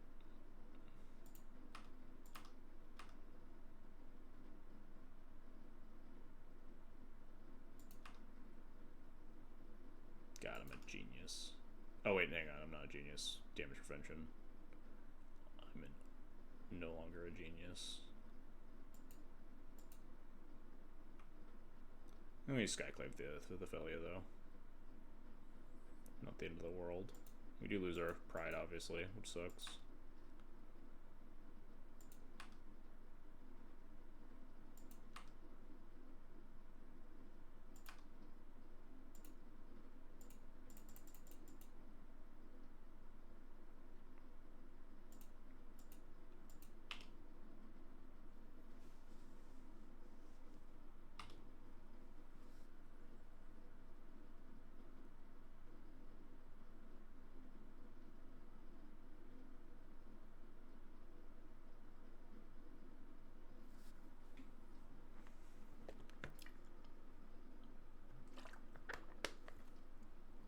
Now we can, like, clamp up the Skyclave and put the GT on it, so if it dies, we draw cards.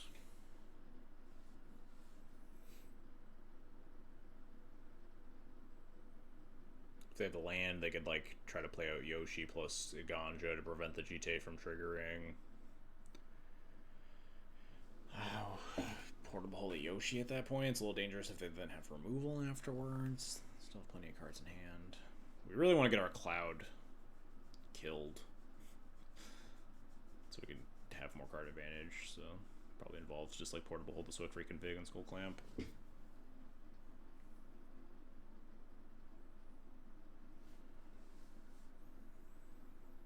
This thing is... Okay, no, yeah, they're doing the thing that I just talked about, where they prevent me from attacking based on the ability to block with a Ganjo. And we could attempt to go for GTake trigger by portable holding the Erdnon. But that seems like it's more dangerous, and it also like just forces them to hold up mana like every turn. If we just wait instead, and we just get our Cloud back online by portable holding the Swift reconfig and then skull clamping the Cloud and destroying a bunch of cards, I don't really see a way that we lose the game that often. I guess actually the skull clamp on the Skyclave would just like let us deal 1 damage, right? But then we'd have to also ping there or none. I don't know.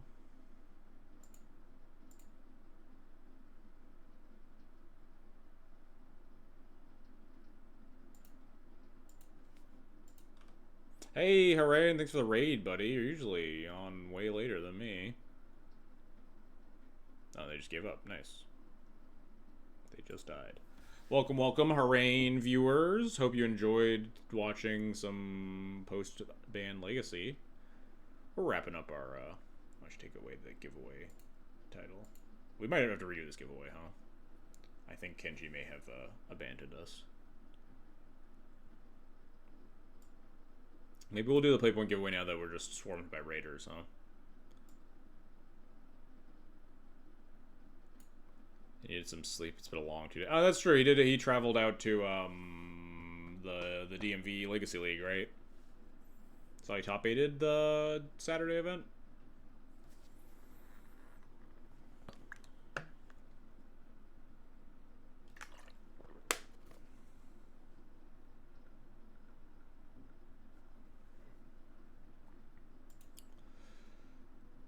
Yeah, I don't really see any reason that I'd want to shift command. I think the only thing the only commander juke you do is Cloud to Thalia. You don't really board into like Thalia or Big Thalia or anything.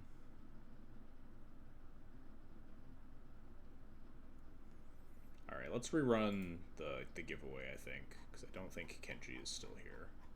And if Kenji ever gets back to me, I'll have extra codes for the month. So let's do a new giveaway.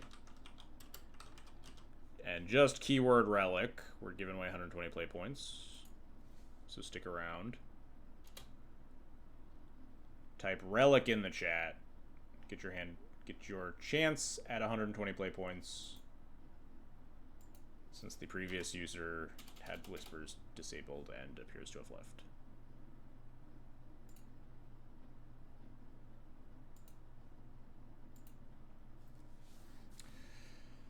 Type relic in the chat. Celebrating Relic Fest. Celebrating Cloud winning a 972-person Duel Commander event. Real sick stuff. Alright, this sounds pretty nice. Turn 1 removal for Yoshimaru is always good. We have plenty, well, maybe not plenty, but we have like white sources for casting Cloud.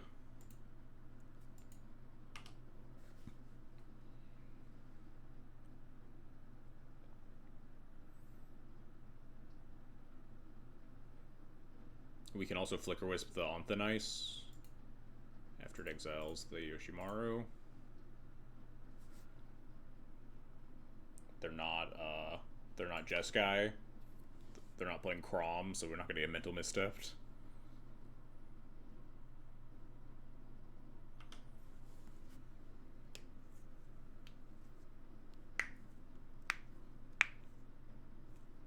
No card, huh? That's pretty good for me. Jam Cloud. We have the chance for turn 3 GTA. We also have the chance to just like Flicker Wisp for a removal spell if that's what we want to do. They might have like a flash thing, who knows? I think we're just grabbing GTA again. Pretty comfortably.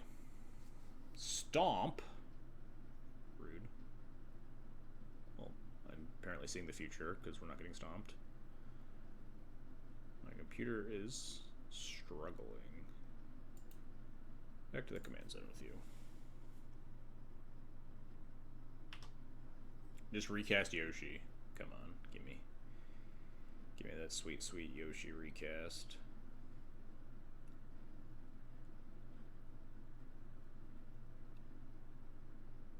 Tersa. You don't play cards that actually do things. I wanted you to play a 3-mana 1/1.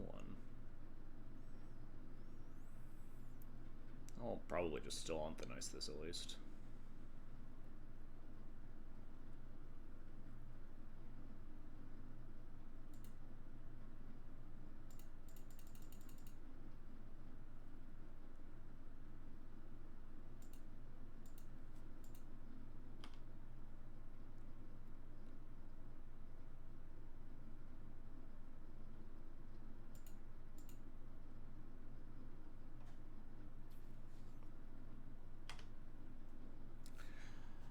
Threaten GTA equip potentially. We honestly don't really threaten a lot else. Sash Type Taker kind of misses. Could recast Cloud.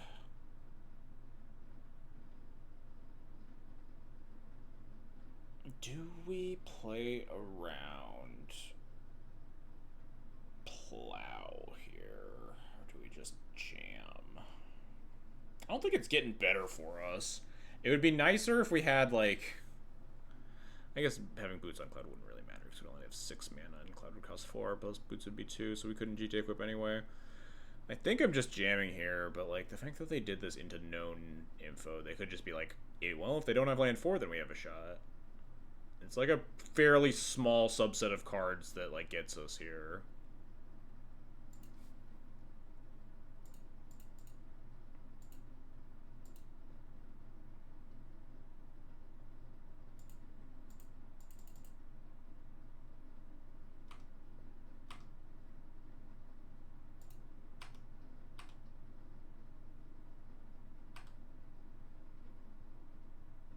Nice.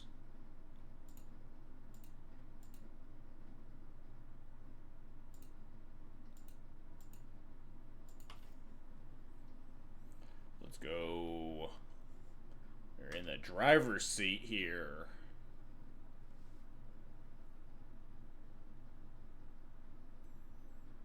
Pyrogoyf, my arch nemesis. This one feels pretty beatable, all things considered.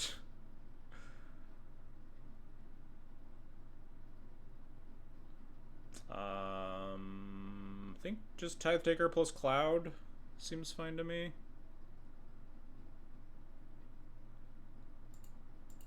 Cloud for Formal Wear. Formal Wear Wisp is really good.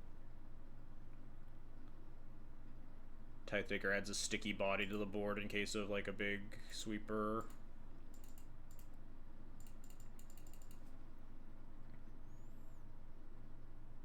Oh, they didn't. I guess fetching doesn't matter. But if they wanted to like fetch a Surveil, they might get got here. This turns off fetches, or like makes them cost one more on my turn, right? Yeah.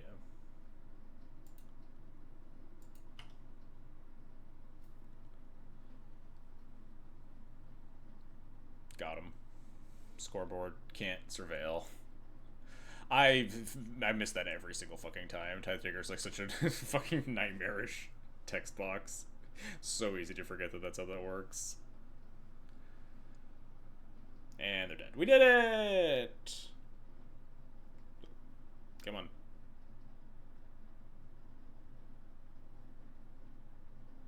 I heard the noise. I see the win the game on the text on the right. Give me the... I don't know what the heck happened. Motor just started like lagging like crazy. There we go. We're slowly getting there. 4-1. Yeah, 4-1 where our loss was missing like 5 draw steps at land 3 into getting the perfect turn 1 counter your Hate Bear, turn 2 literally kill you. I mean, none of the games were like particularly like this list of Cloud is it. He cracked the code. It was just like a regular Cloud league of like Cloud performing really well and beating up a bunch of decks, which like good. I'm glad that the deck still performs like at its top level, even it constructed like 30 cards differently. I don't even know if 30 is right. Maybe it's closer to 20. I don't know. But very solid league. 2-0'd a bunch of opponents and had like a very bottom of the barrel variance match against Tiamat,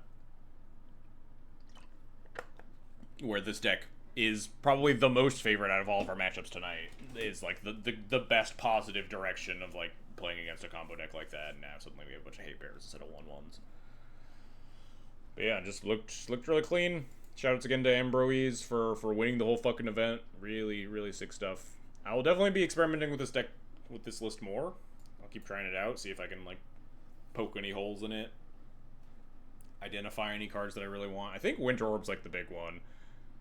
I would really love to ask him about like Resto and Sun Pearl Kirin are like the clouds that stick out to me the most as kind of odd choices. But other than that, it feels good. Would like a Winter Orb. It's like that's the only big one. But send this giveaway.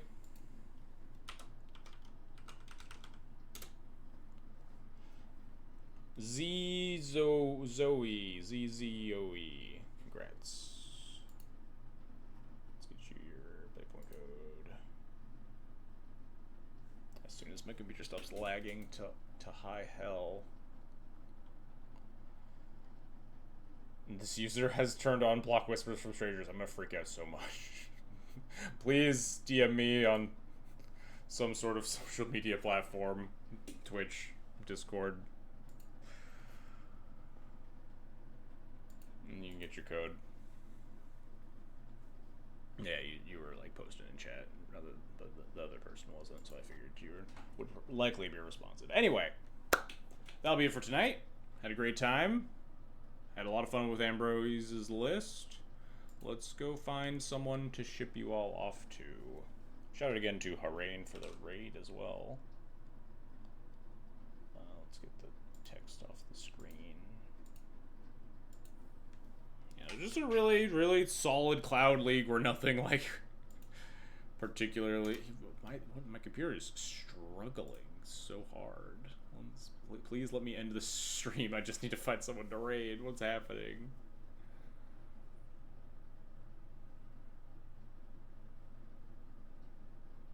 No flagstones either. Doesn't... I guess without the Geddons, you just don't value specifically Dust Bowl synergy over your ability to cast Onthanize. zone's kind of valid, flag zone's kind of whatever. It's good when your opponent Armageddon's you, though. I've had Felia players Armageddon me in the mirror. It does get worse if you also had Winter Moon,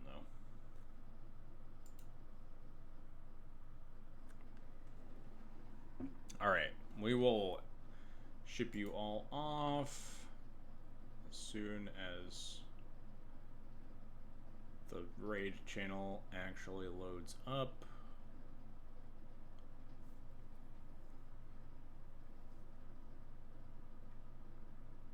And lets me scroll.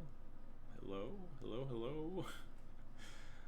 I have no idea why computer is just suddenly absolutely dying. I'll look at it after the stream ends. But it literally just like won't let me scroll down this list of streamers.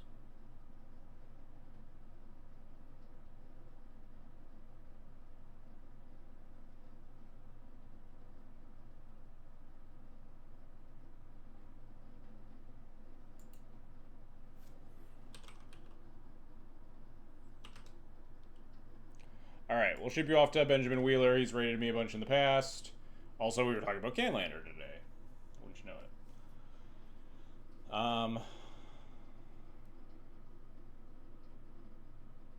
As soon as I hit the start raid button, we'll get you all out of here. I'll stop holding you all hostage. Thanks everybody for hanging out tonight. Hope you had a good time. We'll be back next week. More cloud content. Probably playing more of this list too.